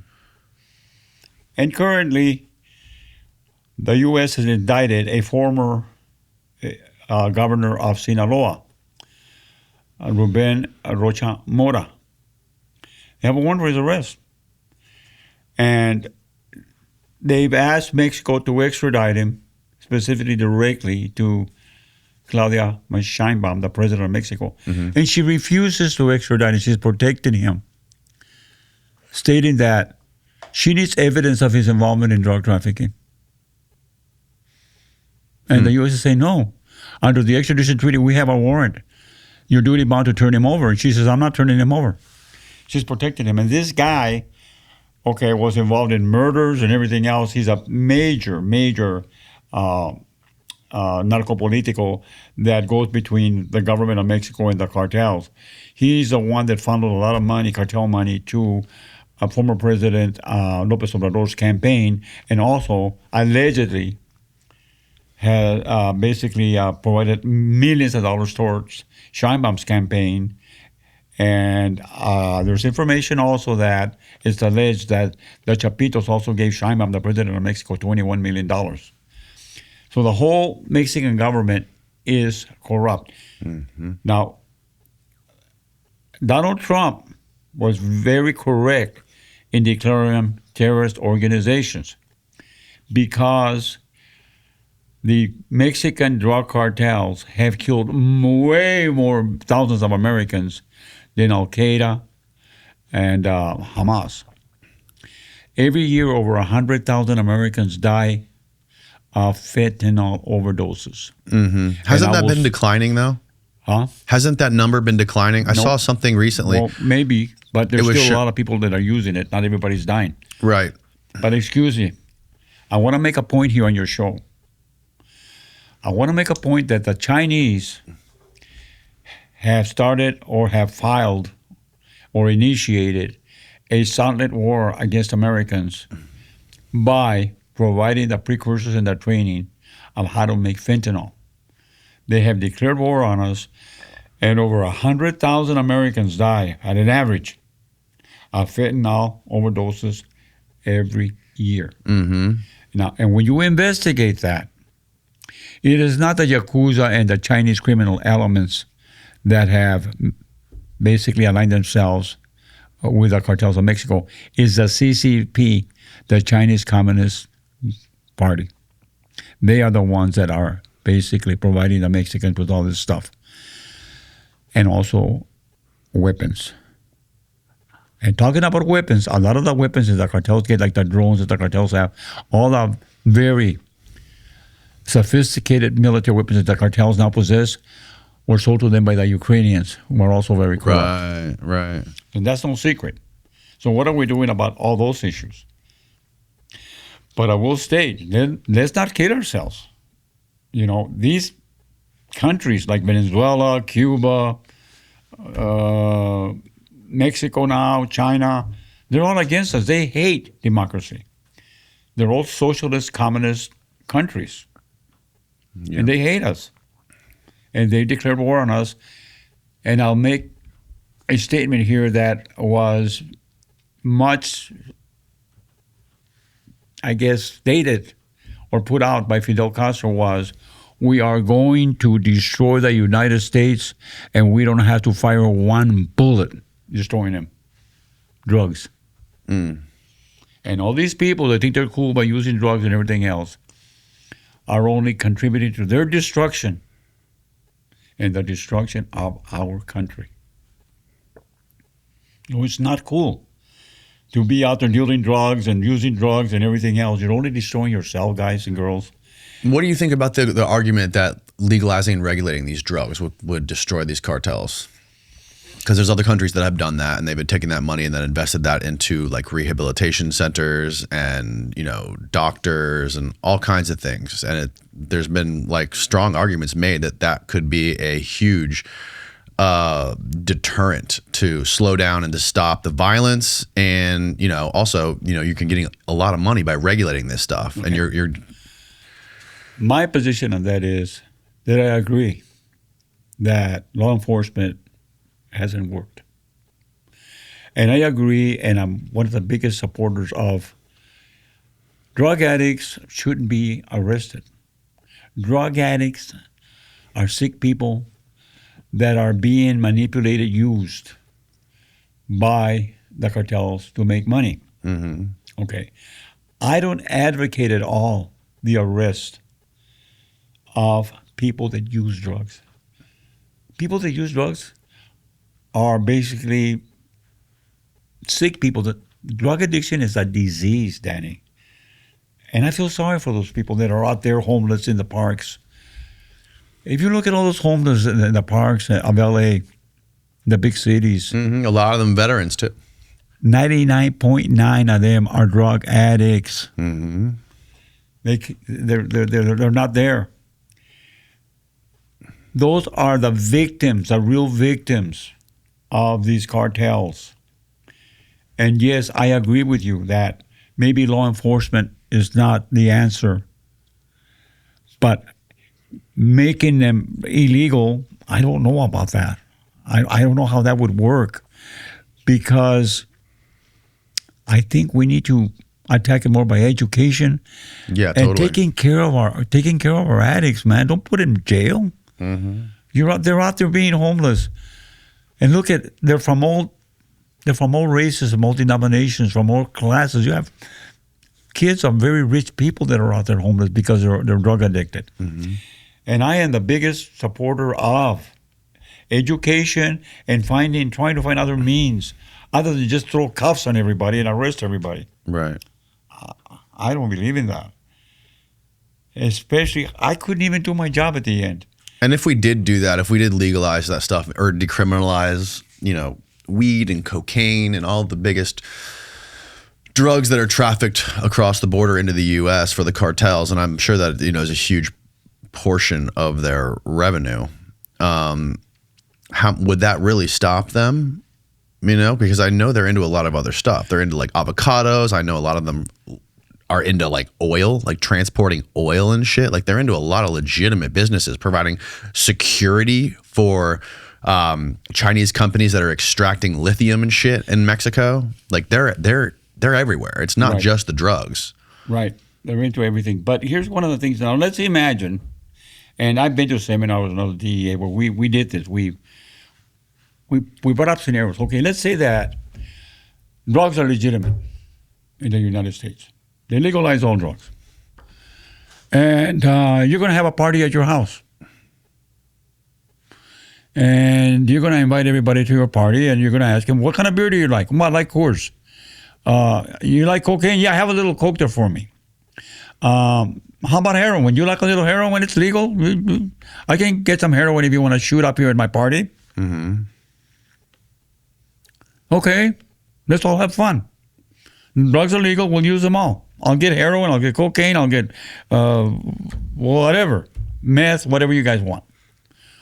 It's going to be a haven for attorneys, dude. Because if somebody overdoses and dies at your house, I'm going to sue you. Mm. Yeah, well, that's where the education comes in. What are you going to have nurses and doctors at your parties to make sure that nobody shoots up too much heroin and dies? Right. It doesn't make sense. Well, you need the education. The education is a huge part of it. People need to be aware of this stuff. And that's where I'm going. You need the education. I don't think, honestly, that one thing or another is going to work. I think a combination, some law enforcement, not to the extent that we have it now, education, and rehabilitation. Mm-hmm. We need to concentrate more on just putting people in jail and throwing cuffs on people. Right. Okay. But unfortunately, our country is also corrupt. Mm-hmm. And wherever there's money and there's greed, there's going to be corrupt politicians, corrupt drug dealers, what have you. At the end of my career, I couldn't work anymore because I was at a very high level in my agency, and I knew that the CIA was bringing in tons of cocaine. We seized some of these CIA planes with cocaine and money and arrested the pilots. And guess what? We were ordered to give them back their cocaine, call the U.S. Marshals, release the pilot, and give them their money back because it was a CIA operation. Okay? But yet, then they tell Hector Berrellez, see that white kid over there? He's selling ounces of coke. Go arrest him. Right. I go arrest that kid. He gets 15, 20 years in prison. But I just let another guy go with 20 tons of it. Right. Okay? And I knew, and we, the DEA, knew that these shipments of cocaine. Well, it's funny. You it's not funny, but you lay all this out. And at the same time, you say all these countries, these South American countries, like Cuba, Venezuela, they hate democracy. Yes. Well, at least they're not faking it. The people who run this country also hate democracy. They just pretend that they don't. They pretend that we live in a democracy. We don't fucking get to vote on shit. They're going to do whatever they want to do. Exactly. And that's where I'm at. And that's why I'm here, because I'm exposing the corruption. Mm-hmm. I don't agree with we're the cleanest country in the world. I get interviewed a lot by Mexican TV stations, and I always say, yeah, Mexico is corrupt. Yeah, Mexico is a corrupt state. Yeah, Mexico is being run by the cartels. But guess what, folks? The U.S. can give Mexicans a lesson on corruption. We are as corrupt or more corrupt than Mexico, and I've stated it. And we depend on Mexico too, right? Exactly. We depend on them for a lot of like a lot of our biggest companies depend on them. In this country, if you don't pay your taxes, you know what's going to happen to you. Right. But yet they take your taxes and they steal them. Look at what they've done with all the situation in Minnesota. Mm-hmm. The NGOs, they say that they're funneling money to buy condoms from Afghanistan. Right. You think that money is really going to buy condoms? Right. It's just going there and it's being brought back to genocide people in Gaza for another country, Israel, to do a war over there, or to invade Iran. I don't think anyone voted for their tax money to go over to the Middle fucking East. Think how rich we are. Think of all the billions that they've stolen, and we still haven't broken the country. Mm-hmm. We are totally corrupt. Totally corrupt. Mm-hmm. You know, and I'm not here saying that the Democrats are corrupt, the Republicans are corrupt. They're both corrupt. Two sides of the same coin. One of the things that we see is, okay, we have identified all these GMOs and all this corruption going on and all this stealing of American tax dollars. Who has gone to jail? Hardly anybody of significance. Mm-hmm. We can prove that all these billions of tax dollars have been stolen, siphoned. Who is being held accountable? No one. Mm-hmm. In L.A., in California, just 2 or 3 months ago, they found out that I forget $24 billion had gone to build homes for the homeless. They built 2 townhouses, and the 2 construction companies, were charged with stealing millions of dollars. They built 2 townhomes. Yeah. But yet they got I don't know how many million, $3 or $4 million, maybe more than that. But because in L.A., one house costs you $1 million in L.A. Yeah, like a 1-bedroom house. So maybe 40, 50 million. I don't know how much it's sold. Insane, but they just arrested the owners of 2 construction companies for stealing all that tax money. Wow. And that's just those 2 companies. I mean, wait till they get into hospice and Medicare and child care and all the millions of dollars that go to these things. They're going to find out that most of them are like in Minnesota. Mm-hmm. They don't even exist. Hold that thought. I want to go more into this stuff that's happening in Mexico right now, but I got to take a leak real quick. Okay. So I'll be right back. Going back to the Kiki Camarena thing. You were mentioning to me just off camera a minute ago how you were getting attacked from the people who were above Kiki, and there was constantly this sort of weird recruitment process that was happening back, or not necessarily, it wasn't going from the DIA to the CIA, but the CIA was always trying to recruit people in the DEA. Is that correct?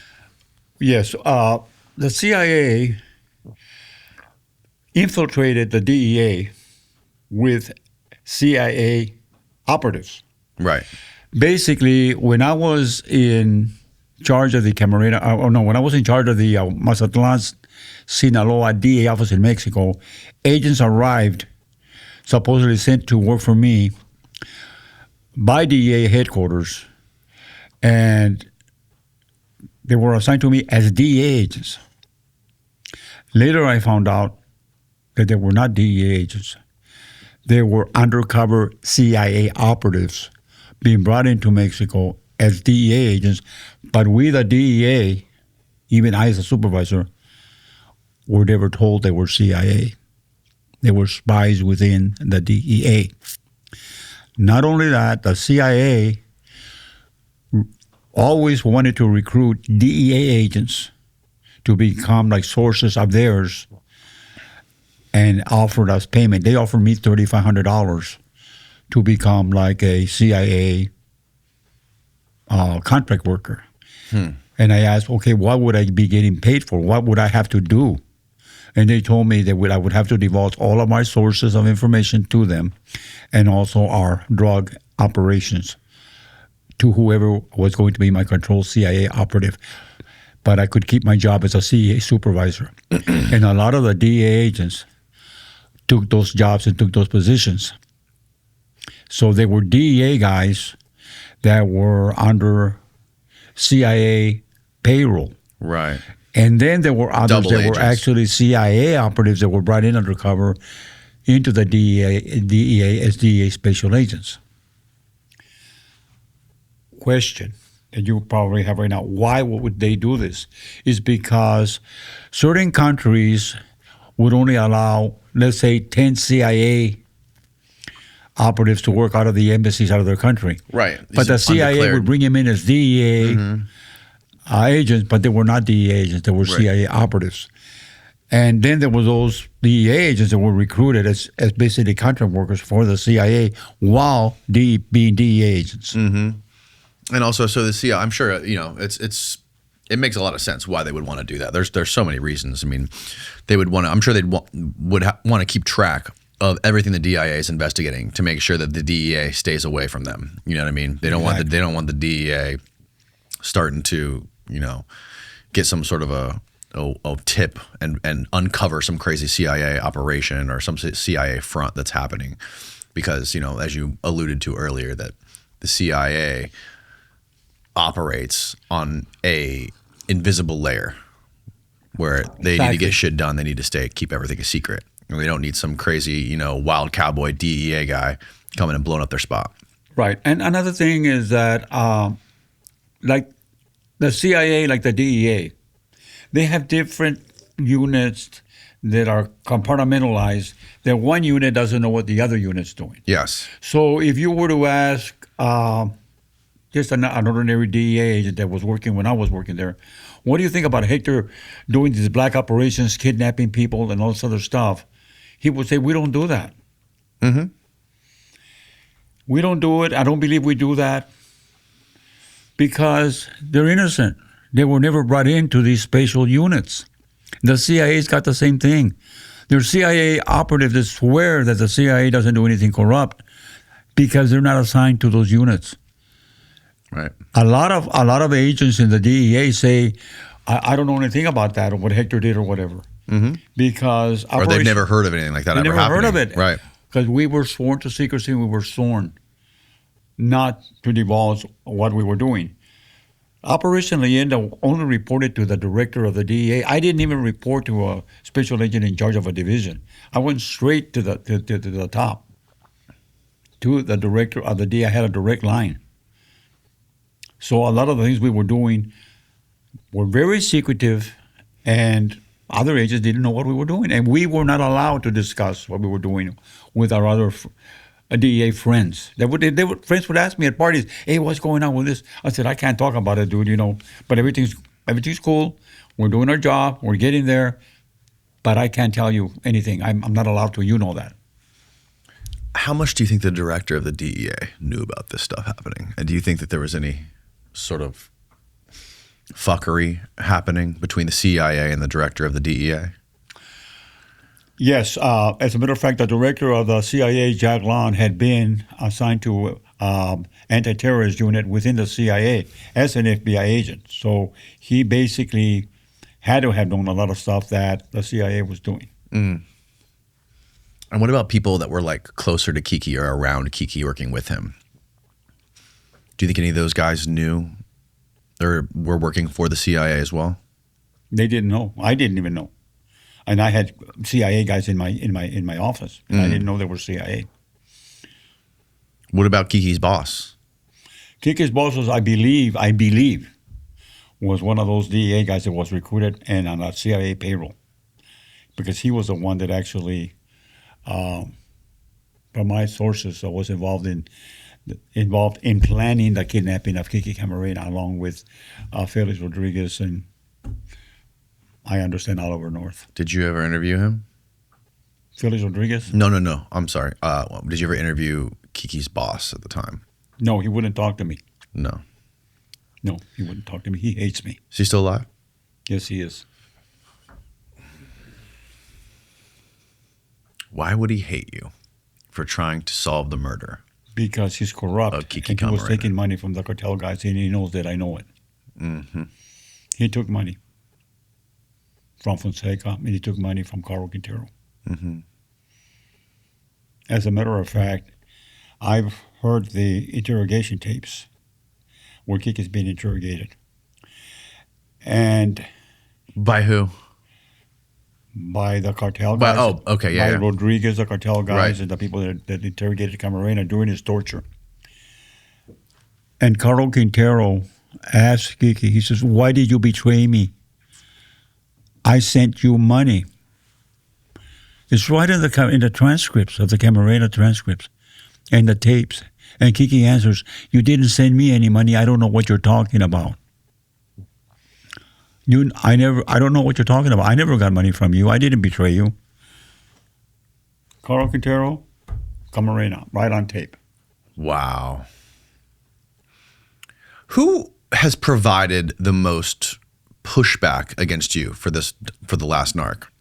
Like who's been the most outspoken opponent to this idea or this theory that you've come up with that that Felix was involved with this and this uncovering this whole operation behind the scenes? Has there been anyone high level that has come out and accused you of lying and making the story up other than the American government Jack Landa, director of DEA, at the time? at the time, and continues to say that it's just all a lie. Mm-hmm. Remember where he came from before he came into DEA to become DEA director. He was assigned to the CIA. Oh, he was in the CIA before he got into the DEA. He was an FBI agent, basically working at Langley CIA headquarters against anti-terrorism, but he was a DEA guy assigned to work with the CIA.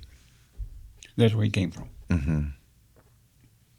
So he's been very vocal about saying that I'm lying. And he uses a reporter by the name of Elaine Shannon, uses her voice, she's a writer and reporter, to say that it's all a lie. And here's my pushback on them. I had 3 witnesses that I recruited that were at the scene that saw who interrogated Camarena and what Camarena was asked. And I also have the transcripts, okay? And they all say that Felix Rodriguez, CIA, was one of the main interrogators of Camarena. The detractors of mine, the ones that say that this is not true, don't have one witness that was there that can say that the witnesses that I recruited are telling a lie. Right. So if I would like for the detractors and the naysayers to at least say we have 2 or 3 guys that were also there and they're saying your guys are lying. Mm-hmm. Not one. So how can they say that it's not true? Who's telling them that was there that's not true? Mm-hmm. Nobody that I know of. Right. Yeah, I mean, in today's day and age, I just think that I don't think that anyone with an ounce of reason would be able to argue against your whole case and the whole story of the last narc. I mean, it really, as tragic as it is, it pales in comparison to all of the other some of the other atrocities that, we basically know the U.S. government is guilty of and complicit in, where there's just no analysis, no answers given. They just sort of throw their hands up, and then the internet just argues about it. Like all the other things that happen all the time. That all the crimes that the U.S. government commits. It's just kind of like the norm now, right? Like I feel like people, especially in my age group, are kind of used to this, and they kind of know this is the MO of the CIA. Well, one of the major things that I've come across is people say, well, Felix Rodriguez says that he wasn't there, that Felix Rodriguez Yeah, he was said he was. never in Guadalajara. He told me he was in Miami that day. Okay. But here's the thing.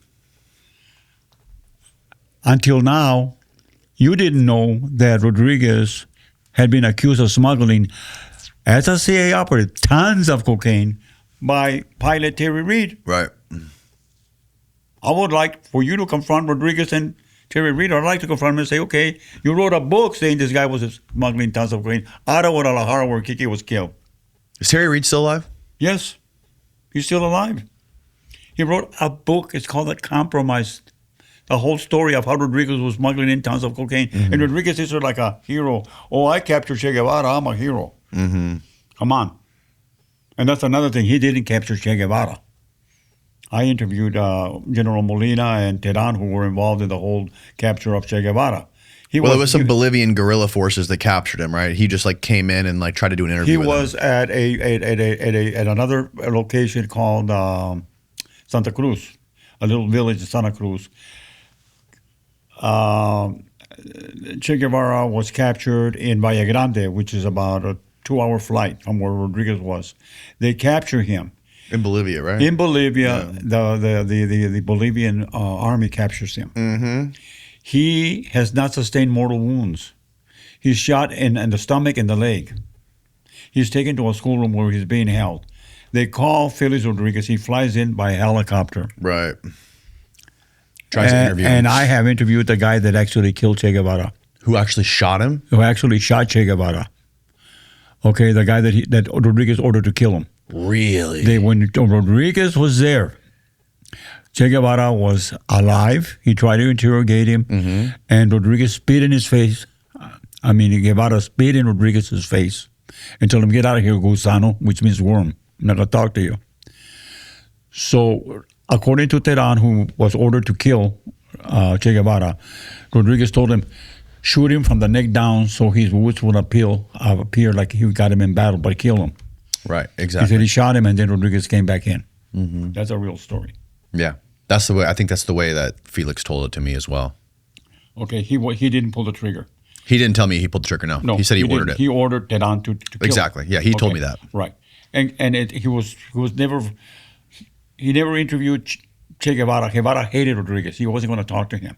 He spit in his face and said, "Get out of here, worm. I'm not going to talk to you." He did say something though. He said that Che Guevara said like at least he answered one or two of his questions, but he did say that he was not willing to talk to him. Didn't want to say anything. He wasn't. But he did. I can't remember exactly what he said, but he did say that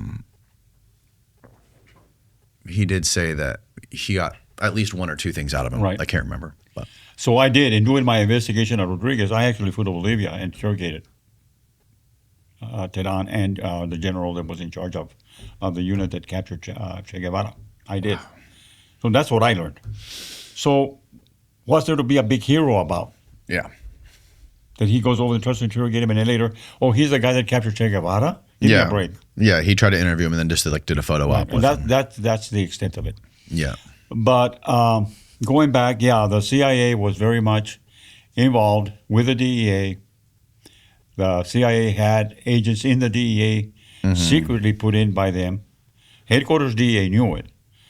And most of them ended up in the CIA operatives that were brought into the DEA with DEA credentials and badges in foreign assignments, like Mexico, Bolivia, Colombia, and those places. Fast forwarding to where we are today, how much different is it in Mexico today as far as like the DEA and the CIA footprint, do you think? I don't know if things had gotten better. When I was there was a lot of distrust and dislike of each other. We had they had antipathy towards us. They didn't like us. I didn't like working for them, even though I did work with them. The way it worked with the DEA is I would get a call and say, report to such a place where you're being TDY'd over to the CIA. Pull that mic in a little bit closer.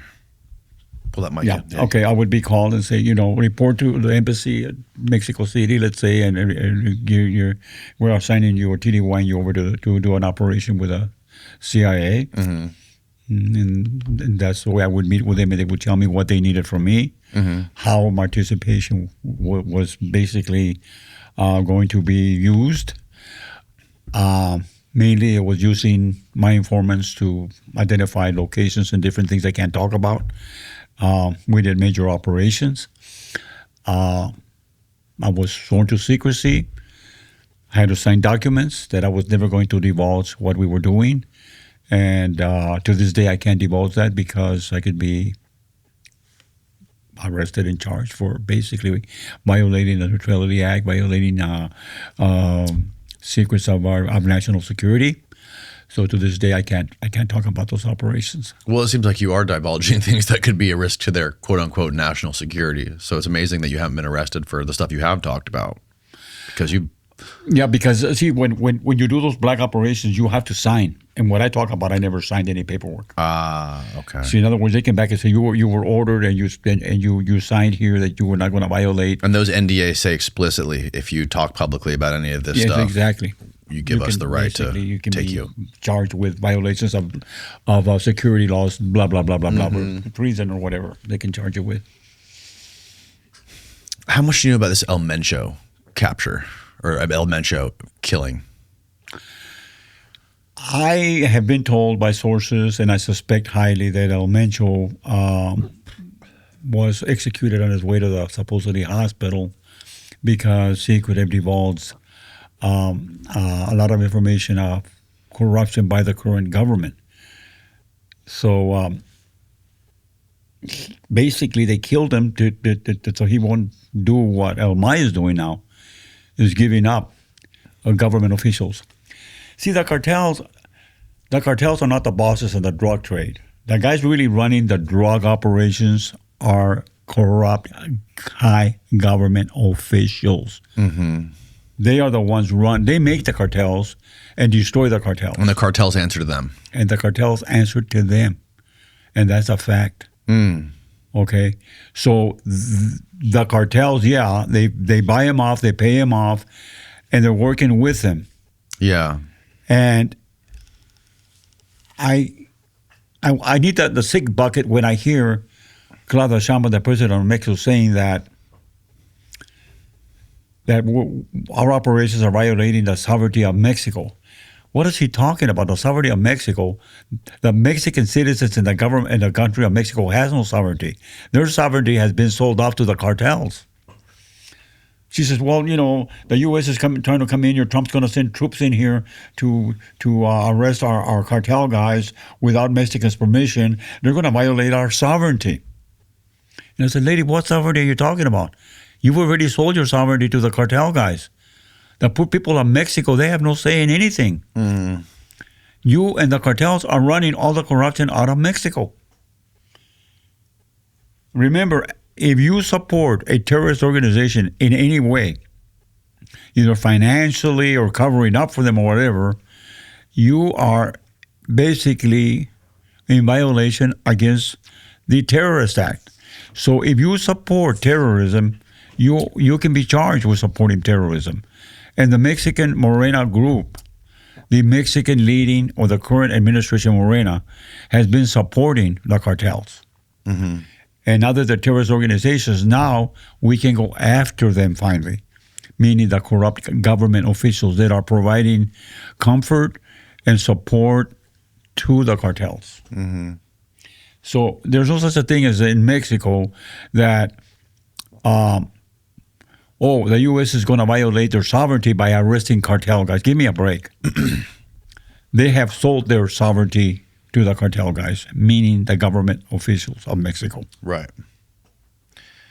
And what would that even solve? Let's say the American military decided to march in and arrest 1,000 cartel bosses all across Mexico. Like, what would that even do? Wouldn't that create just a power vacuum that would get filled? Arresting cartel bosses is not going to solve anything because there will be others that will rise as heads of the organizations. What you need to do is cut off the corruption, cut off the government officials that provide support, comfort, and protection to the cartels. So when we have a government in Mexico that is legitimately going after the cartels, if we had a legitimate government in Mexico that wasn't corrupt, the cartels wouldn't exist. The problem is most of the Mexican Army generals are under payroll of the cartels right now. And Claudio Sheinbaum, the president of Mexico, is in a very delicate position because if these generals go against her, they could do basically throw her out of office. And then if she goes after the cartels might kill her. Mm-hmm. So she's in the middle. If I go after the cartels could kill me. And if I try to basically straighten out the corruption by arresting the generals, comandantes, and other governors that are corrupt, mm-hmm. they're going to go against me and do what do they call it, a coup de grace, and get me out of office. Right. So she's in a very delicate situation. She's got Marco Rubio, Secretary of State, saying, "Hey, I want these guys." And then you have the corrupt generals and everybody protecting the guys. Say, "You better not turn them over." And this is what's going on right now with the governor of Sinaloa, Ruben Rocha Moya. We have indicted him. We've requested that the government of Mexico turn him over, and she's refusing to turn him over. I mean, this guy is known to be corrupt and known to be part of the Chapito organization, working with the Chapitos, with the Nueva Generación cartel, but yet she's protecting him. She won't turn him over. So why do you think the Mexican Army or Special Forces decided to raid El Mencho's, that compound where El Mencho allegedly was, right? Like they allegedly had RPGs and shit. It was like some crazy, crazy war zone that was created there. The Mexican government makes these cartel guys, and whenever they become inconvenient or become a problem, they do away with them, like they did Mencho. That's all there is to it. Mm-hmm. Mencho basically wasn't playing ball with the current corrupt government, so they said, "Okay, he's expendable. Let's get him." That's why all of Mexico suspects that on a trip to the hospital on that helicopter he was assassinated. Mm-hmm. Everybody in Mexico believes that because of the high level of corruption in the Mexican government. Mm-hmm. After that happened, there was allegedly like all this crazy violence that broke out within 24 hours of him getting killed, right? Right. And all kinds of people were assassinated, like bars were shot up. Do you know how many people were killed? It was like a 24-hour spree or something that happened across the whole country. Several thousand people were killed, yes. Yeah. Yes. And what was that about? It's basically the cartel guys mad at the government for killing him. It was they were protesting against the Mexican government that killed El Mencho because they knew that he was assassinated, and that's the way they protested, I guess. Yeah, it's hard to track, because there's just so many factions of different cartels, so they're warring against each other. Especially post El Mayo coming back to the U.S. It's hard to track. Like the New Generation cartel. The Gulf cartels, and they all do different things. And, there's also like weird alliances with different cartels. And it's very convoluted, very, very, very hard to track what's going on. And if Mayo was working with the CIA for so long, how many of these dudes like El Mencho are working with the CIA as well? Like how many of these younger cartels, like these new generation of Mexican cartels, are working with American intelligence and the DEA? That is interesting. Of course, I don't know the answer to your question there, but for years, the CIA has basically worked with criminal organizations in support of their operations, and they believe that because they're not a law enforcement agency, they can do that. Mm-hmm. They can go and basically align themselves with criminals as long as they're meeting an objective having to do with national security. Mm-hmm. And they don't care. It's no secret that the CIA was involved in plotting the assassination of Fidel Castro. So, they've been working with Italian organized crime for years. Mm-hmm.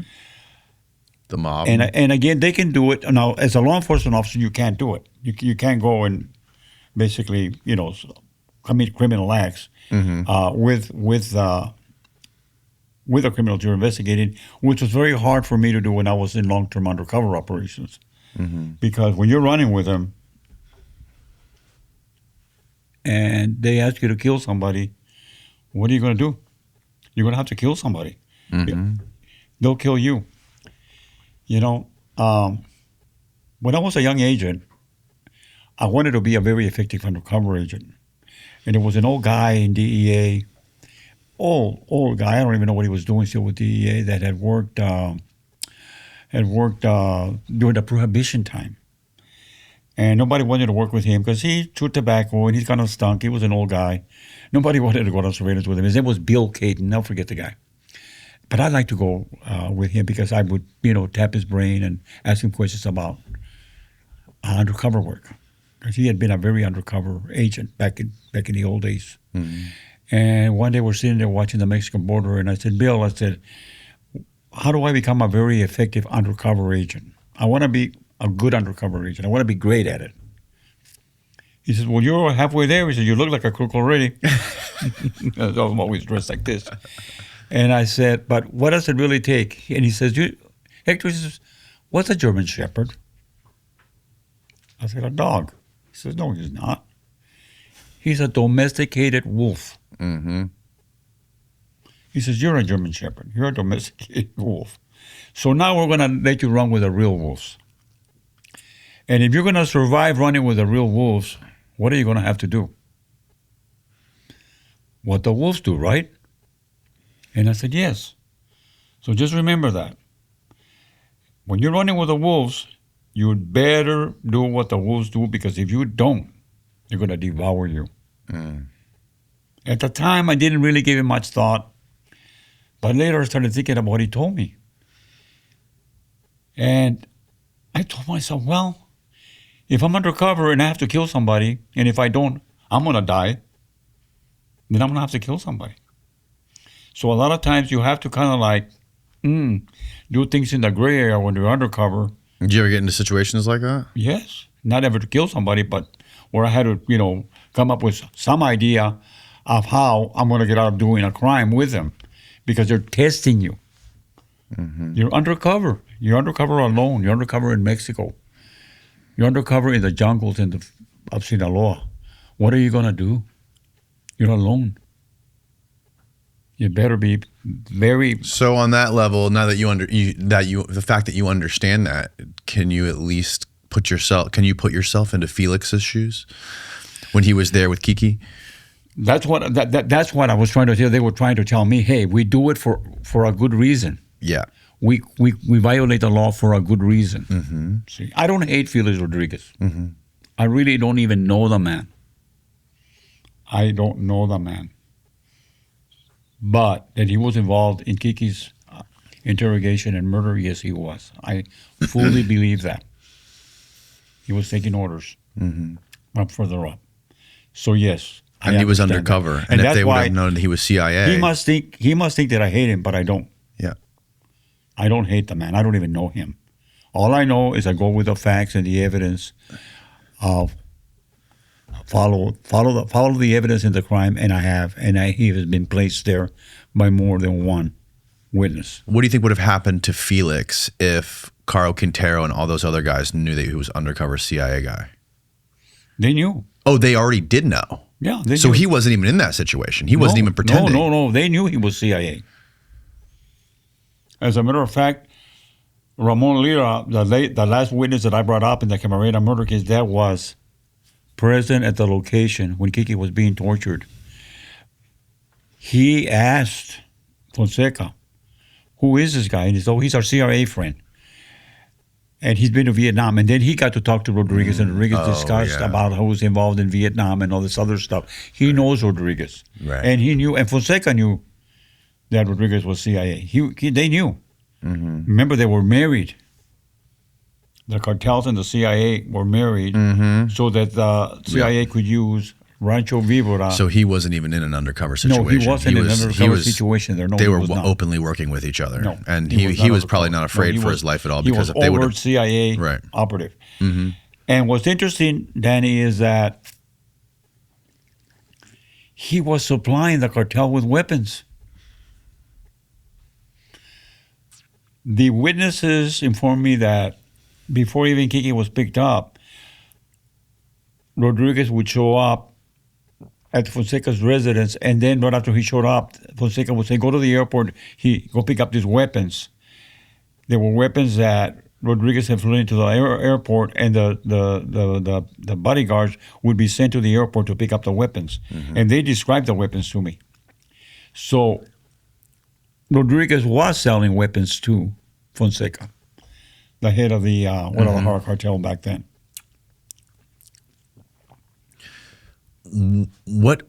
How advanced do you think that the cartels are now, like as far as like weapons and surveillance and spy tools and stuff like that? Because you say like the military is paid off by the cartels. They're giving them intelligence, they're working with them, they're helping them. Like a lot of these like Mexico, I know, gets equipment and shit from, you know, advanced first world countries like Israel and the United States. So like, is it possible that the cartel is getting like some of the most advanced weapons and spying software and shit that you see countries like the US and Israel have too? They do. The cartels are getting very sophisticated weapons. And like I said, one of the sources I understand is Ukraine. From Ukraine. They're getting drones. They're getting all kinds of equipment, night vision equipment, weapons, even biological weapons. Biological weapons? They have all that stuff, the cartels do. Yes, they do. They're very well armed. As a matter of fact, our Mexican army won't take them on because they're better armed than the Mexican army, the cartel guys are. Remember, they've got a lot of money. And as far as intelligence, of course, they have... You think they have a nuke? What's that? Do you think they have any nuclear weapons? I have not heard that. I've heard that they have some type of biological weapons they can use, but no, not nuclear weapons. But remember, the cartels, because of their money, have corrupt government agents working for them. Some of them have been caught, some of them have been exposed, but they have corrupt DEA agents, FBI agents, CIA agents working for them too. I mean, for them to give you a couple, $2-3 million is nothing. They're making billions, almost trillions of dollars with the drugs. That's how big they've gotten. They're transnational. I mean, they're selling drugs in Europe, all over, not just the United States. We can't lose sight of that. And they have a lot of money. They can put the DEA agent on payroll for $1 million a month. So they have infiltrated also our corrupt, our law enforcement agencies that are corrupt. How many agents have been arrested in the last year? 3 or 4 DEA agents have gone down the tubes for taking money from cartels, working for the cartels. DEA agents? Yes, sir. How often does this happen? Isigiri was arrested, a year ago? I forget his first name. Several DEA agents have been arrested. Wow. For working for the cartels. So they have the money. They have the resources to penetrate even our agencies. So they have great intelligence. And as far as military equipment, they have the latest because they have the money. How do you think they get away with running operations inside of inside of the United States? Like, for example, like in the forests and stuff in California, like Northern California, like the grow operations that are up there. I understand right now that there's a lot of marijuana growing going on, basically owned by the cartels. The cartels have hired people here in the United States, legitimate citizens. They hire them to open up the marijuana dispensaries that are opening up all over the United States. They say, okay, you get all the licenses, you open it up, we'll give you 30% of all the money that's made there. And they use them to launder money, and they also have marijuana grows in the United States to supply the cannabis stuff to the dispensaries which they own. That's going on right now. So a lot of these dispensaries that you see going on, they're owned by the cartels in this country. Yeah, that's one of the things that David was pointing out. I had another guy, John Norris, who was pointing that out. He worked for the FWC, and he was explaining how there was like multiple shootouts in the woods of California with these cartels. Yes. And like they were doing all kinds of crazy stuff, like setting like Vietnam era booby traps, like punji pits and stuff like that. Yes. Like barbaric. It's going on right now.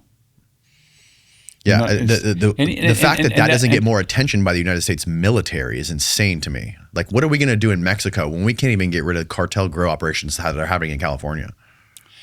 That and the fact that for some reason our media, I don't know why, they don't seem to be interested in publicizing none of this stuff. I mean, it's not like it's unknown. Just nothing is being said in the news. People are not being educated of these secret operations that are taking place, as you stated, right now in our country. Mm-hmm. Like, there's all these 85,000 or whatever children that are that have been imported that are unaccounted for. Where do you think a lot of them have ended up? A lot of them are being sold by the cartels to legitimate families. You know, a family can have kids. They don't qualify because of all the restrictions to legally adopt a child. So they go to the cartels. What do you want? You want a little girl, 10 years old? How old do you want it? Give me $20,000 here. That's what they disappear to. Mm-hmm. And some of the kids have even been exposed to basically taking organs out of them, like kidneys and stuff. This was in the Epstein files. Yeah, that's all. That's all really happening here. Where are those children? Disappeared. Yeah. So we've got problems with corruption here too. I mean, how does this happen? That's what they don't address, is where are these children? Mm-hmm. Who adopted them? Who bought organs from them, you know, off of them? The women, prostitution rings all over the place. Where are they? Most of the women that are being brought illegally are raped by the cartel guys anyway before they bring them over. Young girls, they're all raped. That are trafficked across the border? Yes. Not only that, the cartels, remember, in the 80s and 90s were not involved in human trafficking. The cartels were only drug trafficking. Now they're involved in human trafficking and everything else. Everything else. Right. If you're Chinese and you want to come into the United States, or, you know, as it was here maybe 5 years ago, it cost you $20,000. Now, if you didn't pay the cartels $20,000, the coyotes could not bring you across. Mm-hmm. You had to pay the cartels $20,000. Now, if you were from, let's say, El Salvador or Guatemala or whatever, the price would be less. It would cost you $5,000 to the cartels before the coyote could bring you across. So the cartels started capitalizing it. And they finally got involved also in controlling human trafficking. Mm-hmm. So now the cartels, basically, you need to pay off the cartels before you can come across illegally. Thank God that finally has been shut down, but they were making money hand over fist with their involvement in human trafficking. Mm-hmm. Yeah, it's insanity, man. But when it comes to like the equipment that you say they're getting from Ukraine, they have drones and biological weapons. That's terrifying if they have biological weapons, because with one of the things about weapons like that, which are almost as maybe even more terrifying than nuclear weapons, is that it's almost impossible to attribute them to where they came from. And like one of the things that keeps countries from going to war, like nuclear war with each other, is the mutually assured destruction. Because if we launch a nuke, they're going to launch a nuke, and everyone's going to fucking die. But if a rogue criminal organization like, you know, the CJ&G cartel or whatever cartel decides to let loose some pathogen in Mexico or in the United States, and all of a sudden it spreads around the world, like there's no repercussions because they're a criminal organization that is responsible and answers to nobody. That's right. I don't understand the extent or how potent or anything. I have been told that they do have biological weapons. They have everything because they have the money to buy it. And remember, we have criminal countries now that are involved in drug trafficking, trying to destroy us. And I'll repeat again, the Chinese have declared a silent war against us by inundating us with a very lethal drug, which is fentanyl. These countries are not our friends. I don't know how to explain to people that the government of Mexico, Morena government, is a socialist, communist type political organization. They hate the United States. López Obrador hated us. He tried to expel all the DEA agents out of Mexico. They're not our friends. And they're being used by the Chinese, the Russians, and everybody else. Especially, there's a lot of Russians, Chinese, and Iranians in Mexico right now. I heard through another gentleman who is a journalist working in Mexico that the cartels got really pissed off when cocaine started getting mixed with fentanyl and people were getting killed. People were dying because allegedly that was the reason that I heard people were dying, was because they were getting these weren't people that were like seeking out fentanyl. These were people that were trying to use cocaine and it was accidentally tainted with fentanyl. And if your cocaine is all of a sudden causing all these deaths in America, well, that's not good for business, right? If you're killing your customer base, the cartel's not going to be happy, right? Maybe the Chinese will be if their goal is to kill people, but the cartels, they want money. So I heard that there was like this big warning that was sent across Mexico to all the cartel members saying that like, stop lacing shit with fentanyl. We don't want to be killing people. And they were like threatening to kill people over that. And from what I heard, I could be wrong, was that they kind of addressed that. And that might be the reason why the overdoses, specifically the fentanyl overdoses since 2022, 2021, have been going down significantly. Can you find a chart, Steve? All I know is that the Chapitos were very much involved in the production of fentanyl. And all I know that has recently occurred as far as fentanyl was, as of about 6 months ago, the governor of, I believe it was Chihuahua, basically had been reporting a major fentanyl lab in her state. I believe it was Chihuahua. And she wasn't getting a response from Mexico City, from the government in Mexico City. So she got her state agents involved with DEA and the CIA, and they went in and blew up the lab. And in escaping out of the explosion, I guess, 2 CIA agents and 2 state police agents flipped the car and got killed. So it was exposed that CIA and DEA had been involved in the destruction or blowing up of that fentanyl lab. And the president of Mexico was very upset at the governor for allowing DEA and CIA to become involved in blowing up that lab. And from what I understand, the governor of that state that allowed it basically was afraid that she was going to be arrested on orders of the president for violating Mexican sovereignty. She was more upset that she was letting DEA and CIA work in her state and had caused the destruction of this lab, and was mad at the governor over violating Mexican sovereignty by letting Americans work in her state. And that's been all over the news in Mexico. What is the relationship of the current president of Mexico with Trump? Not good. They don't like each other? I understand they don't. Trump is not happy with her. Let's put it that way.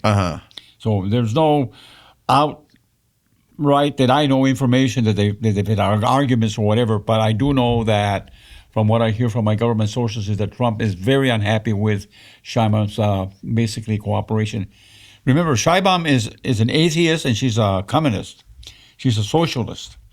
She's the drugs or hugs not drugs lady who's currently, right? Hugs not drugs. That's her thing. Yes, she's basically believing in, or stating that she's going to fight the cartels with hugs not drugs, as her former boss, the former president López Obrador did. He actually went public and said it. I'm going to basically combat the cartels with hugs, not bullets. Abrazos, no balazos. And that was like a huge period of time that allowed them to strengthen and thrive. Right. As a matter of fact, when López Obrador first became president, within 2 months of his presidency, he went and visited Chapo Guzman's mother twice. That's nice. And I'll remind you that when that occurred, it was back in 2019, right after the Sinaloa cartel had murdered 18 members of the Mennonite religious group that were traveling to Mexico for a wedding celebration. They were intercepted by the cartels, and there was all women and children traveling, and there were 13 of them, I think, were executed. Babies were burned in their baby chairs by the cartels. Americans? Americans. Yes. And Trump was very upset over it and complained to Lopez Obrador, who was then president. 2019 it happened, November 2019. And he said, hey, we got to do war against these cartels. And that's when Obrador went public and said, we're not going to do war with the cartels. We're going to fight the cartels with abrazos, not balazos. So what do you think, if you were in charge, what would you do? If I was in charge? If you were in charge of, if you had like the president's ear and you could make any decision you wanted, as far as like combating the cartel problem and their destruction to the United States, what would you do? I would do exactly what Donald Trump is doing. He's going after the heads, going after the corrupt government officials. You go after the president if he or she's corrupt. Go after him, indict him, and try to get him out, like we did Maduro. That's what you got to do. You got to you got to cut off the head of a monster. Pull her out. Do it like a kidnapping of her and extradite or whatever, render her out of the country. Not only her and everybody else, all the other governors. Yeah, but my point is, isn't like with the Maduro thing, we got Maduro out, but we didn't do a regime change. It's just the same fucking another head of the snake is in charge there, right? It's just that was all about oil. That didn't really change anything about the government or the people there. So if you rendered her out, like, wouldn't that vacuum just get filled by somebody else? Like, how is that going to change anything? So, you know, I think right now we have them very worried right now. They're on the run right now because we have indicted several government officials, to include the governor of Sinaloa. I think that it's effective to go after these people that create the cartels, that support the cartels. It's time that we go after the corrupt officials. And if we have to bring him out like we did Maduro, then we bring him out like we did Maduro. Yeah, I don't know. It's hard to fathom because the corruption just goes so deep. You know, the deeper you go, like eventually you get into you find a revolving door into the government of the United States that probably allows this shit to happen. That's my issue. Yeah, is that we're also corrupt here. Look at what happened during the Biden administration. Maybe even more so. We are more corrupt. Seriously. Look at... I mean, does Mexico have their own Jeffrey Epstein? I don't know how you can get more evil than that. I've never heard of a Mexican Epstein. Well, the only thing that is really, really bad about Mexico, and I'll mention it right now, is the fact that in no other place other than Oswatch have we seen incineration camps, gas chambers where people were killed. Right. In Mexico, 4 incineration camps have been uncovered. The last one was uncovered south of Guadalajara, where there's evidence of over 400 people being burned to death in this incineration camp. Didn't they find like the shoes of all the people there? There was like hundreds of shoes. They found even baby shoes, where they have whole families were executed. They were burnt alive in these extermination camps in Mexico. What I don't understand is this is major stuff occurring now, and yet our press, Danny, doesn't cover it. Nobody knows about these. It's covered in Mexico. Incineration camps where people are executed. That's going on now. It's like a modern day Auschwitz, right in Mexico, and they're just killing. And who specifically are they targeting? Anybody that opposes the cartels. Yeah. Anybody that's a rival to our cartels, if you're like a rival, let's say, to the Nueva Generación, they'll pick you up. Not only you, your children, your whole family, and go kill all of you. That's how they control, through fear. Right. Okay. And the ordinary people in Mexico, the regular people, they don't go out at night. They're so afraid of the cartels because the cartels patrol the cities. Can you find like a real article instead of like the Wikipedia? NPR, Mexico in shock after discovery of apparent cartel training ranch and killings. Mexico has been in shock over the discovery of a ranch that was apparently used by the cartels for training recruits. Family members of missing people say they found bones and makeshift cremation ovens. God, that's insane. That's what I'm talking about. And this was posted when? Go up? 2005. To the last year. There was Happening a right latest now. one that was just 2025. uncovered here about 6 months ago. I don't know. That's an older one that they're describing in that article there. But here's the thing: why are we outraged by that? Right. Well, also some of the most horrific videos, like propaganda execution videos that we see from like the Middle East, from like ISIS and shit. The ones that Mexico does, the cartels do, are 100 times worse and more brutal. Like there was one I heard a guy talking about where they made a video where they surgically removed the guy's face, the skin, and then cut his tongue out and then pulled his heart out, still beating, all on video. There was one video where they had killed 9 army soldiers and they decapitated them and they posted them at the plaza under basically lying face down, but their heads on top of their back, facing this way. 9 of them decapitated by the cartels. But yet, the cartels are viewed by a lot of people as folk heroes. They make narco corridos about them. And these are heinous, crazy people. Look at El Chapo Guzman. He's a total sociopath. Yeah. He's the kind of guy that can be cutting your head with his right arm and eating a sandwich with his left arm. No feelings. A sociopath is a person that can pass a polygraph and lie to you because he's not in fear of anything. They have no feelings. They have no soul. And they're also raised into this environment from a very young age, right? At a very young age, they're raised into this very So when you're violent. a kid, when you're a child, Exactly. and you're being told to take a gun and go shoot and kill people, That's right. like imagine, what does that turn you into when that's the way your brain is formed and it develops into this world. Like there's no escape. Once you're raised, brought up into that type of stuff and indoctrinated into that violent culture from a super young age, there's no escaping it. You're fucked. No, I agree with you, and that's true.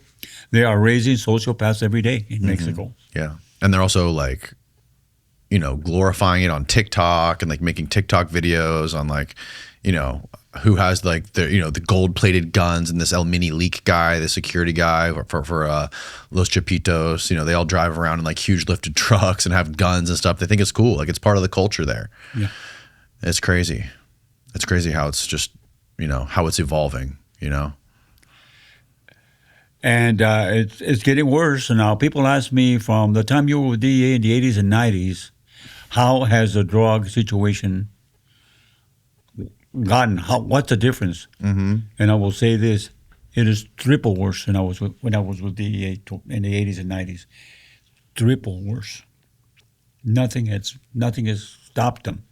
As a matter of fact, the cartels and the drug situations has blossomed to the point, like I said, where these cartels are so rich that they're able to buy even biological weapons. They have all the sophisticated weapons that we have. I mean, to go out and take out the cartels, even if we send troops, it wouldn't be easy. They're ready, and they've stated publicly, we're ready for the Marines to come in. We're waiting on them. They feel they have a chance to do war with us. Because maybe that's why we don't fuck with them. I don't know. I can't answer that. Maybe that, and combined with the fact that some of the biggest corporations in the U.S. rely on Mexico to produce their shit. Tesla, for example, they have huge operations going on in Mexico, manufacturing their cars. Ford, and maybe not Ford, but a bunch of the huge car manufacturers. And then other countries, I'm sure, have huge operations in Mexico that they don't want to get upset. If China is mining tons of minerals and lithium and shit in China, and hiring the cartels to help them with that, and Mexico or in the U.S. gets in the way, it's probably such a hornet's nest. It is. It's a major problem. that you're starting to see. I mean, I don't know where we're going to head, where we're headed with this thing, but we're headed in the right direction in taking out the corrupt government officials in Mexico and any other country that's basically like Maduro. I mean, those are drug trafficking countries that are supplying drugs to destroy us. What did you think about all those stories that the news, the big news corporations were putting out there about these little like single engine boats, like center console boats and canoes, trafficking cocaine from Venezuela to the United States and like blowing them out of the water? Did you think that? What did you make of that? They were saying that all these they were showing videos of these like little like 20-foot fishing boats or 10-foot fishing boats carrying cocaine from Venezuela to the U.S. and saying that was the reason we had to do these military operations because of the drugs in the boats. I think that it's correct that we did that, and I'm going to tell you why. Because if we don't, how are we going to stop it? They don't understand nothing but violence. Arresting him hasn't worked. Mm-hmm. We arrest him, and then we have the liberals over here, the judges. They just turn him loose. It's not a deterrent. Turn who loose? These people that get captured, the ones that are arrested by the what do you call it, the Coast Guard. A lot of them are basically post bond, and they end up back in their countries. So basically, I agree with that. I agree that we have to stop them. So I have a friend who's a lawyer, and he actually he's worked with lots of cartel members. Like he gets flown first class to South American countries and go to a Ritz-Carlton to meet with like cartel bosses and shit, and they hire him. Right. And he was explaining to me, he's like, and I don't understand the legality of how that works, but anyways, he was explaining to me that all these like super wealthy cartel bosses that hire him to do shit, they never pay any repercussions for anything. He said all the people like the poor fishermen and the farmers, like the pawns of the operation that are the ones like driving those type of boats, those are the guys that ended up in prison.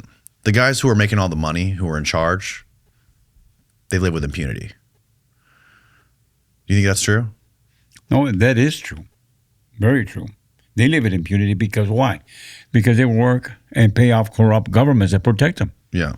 And you're right. It's always the poor guy, the low-class guy. The people that are the mule. The most desperate people. Those are the ones that get blown up or get arrested. Yeah.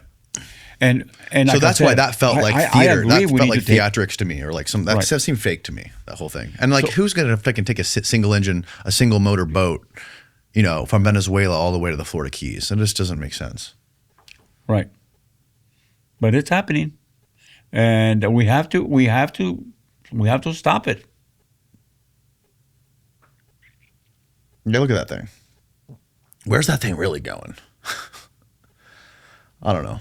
I just find it hard to trust the narratives these days.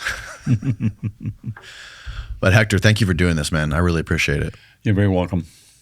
Thank you for having me. My pleasure. And I hope that I enlighten some people and open up some people's eyes to the fact that we have a lot of corruption in our country also. Mm-hmm. It's deep. For people out there who want to learn more, obviously, The Last Narc, you have a book and a movie that's out. Yes, The Last Narc. I have a book, and there's a movie, The Last Narc. Mm-hmm. It's streaming now on Amazon Prime Video. And I want to say this, is that I am very truthful in what I know and what I say. And I have no hate for anybody personally. I just did my job and took the evidence where it led me. I have no personal hate for anybody. And I don't have an axe to grind with anybody. I just want the American people to know that what I've exposed here and what I've exposed in my book and The Last Narc, it's all true. Because if it wasn't true, I would be in jail for subornation of perjury and perjury. I have testified to these facts, not only in federal proceedings, but also in congressional hearings. I have testified before Congress on numerous occasions. So the facts that I expose are known by our high government officials. Thank you for having me, Dan. My pleasure, man. I really appreciate it. And I very much enjoyed our combo. And we'll see what I can do about getting Felix in here to have a little powwow session with you. I would like a confrontation. I would like if we could get Felix, Jerry Reed, and me. Yeah. That would be wild, right? You were there. You were bringing in cocaine. What's he going to say? We'll see what we can do. Do you think, okay, we'll see what we can do. Yeah. Okay. All right, man. Thank you again. Is there anything else we should tell people about as far as like how to find you or how to contact you or find? No, I'd rather not Okay. be found. All right. Thank Fantastic. you. All right. Good night, everybody.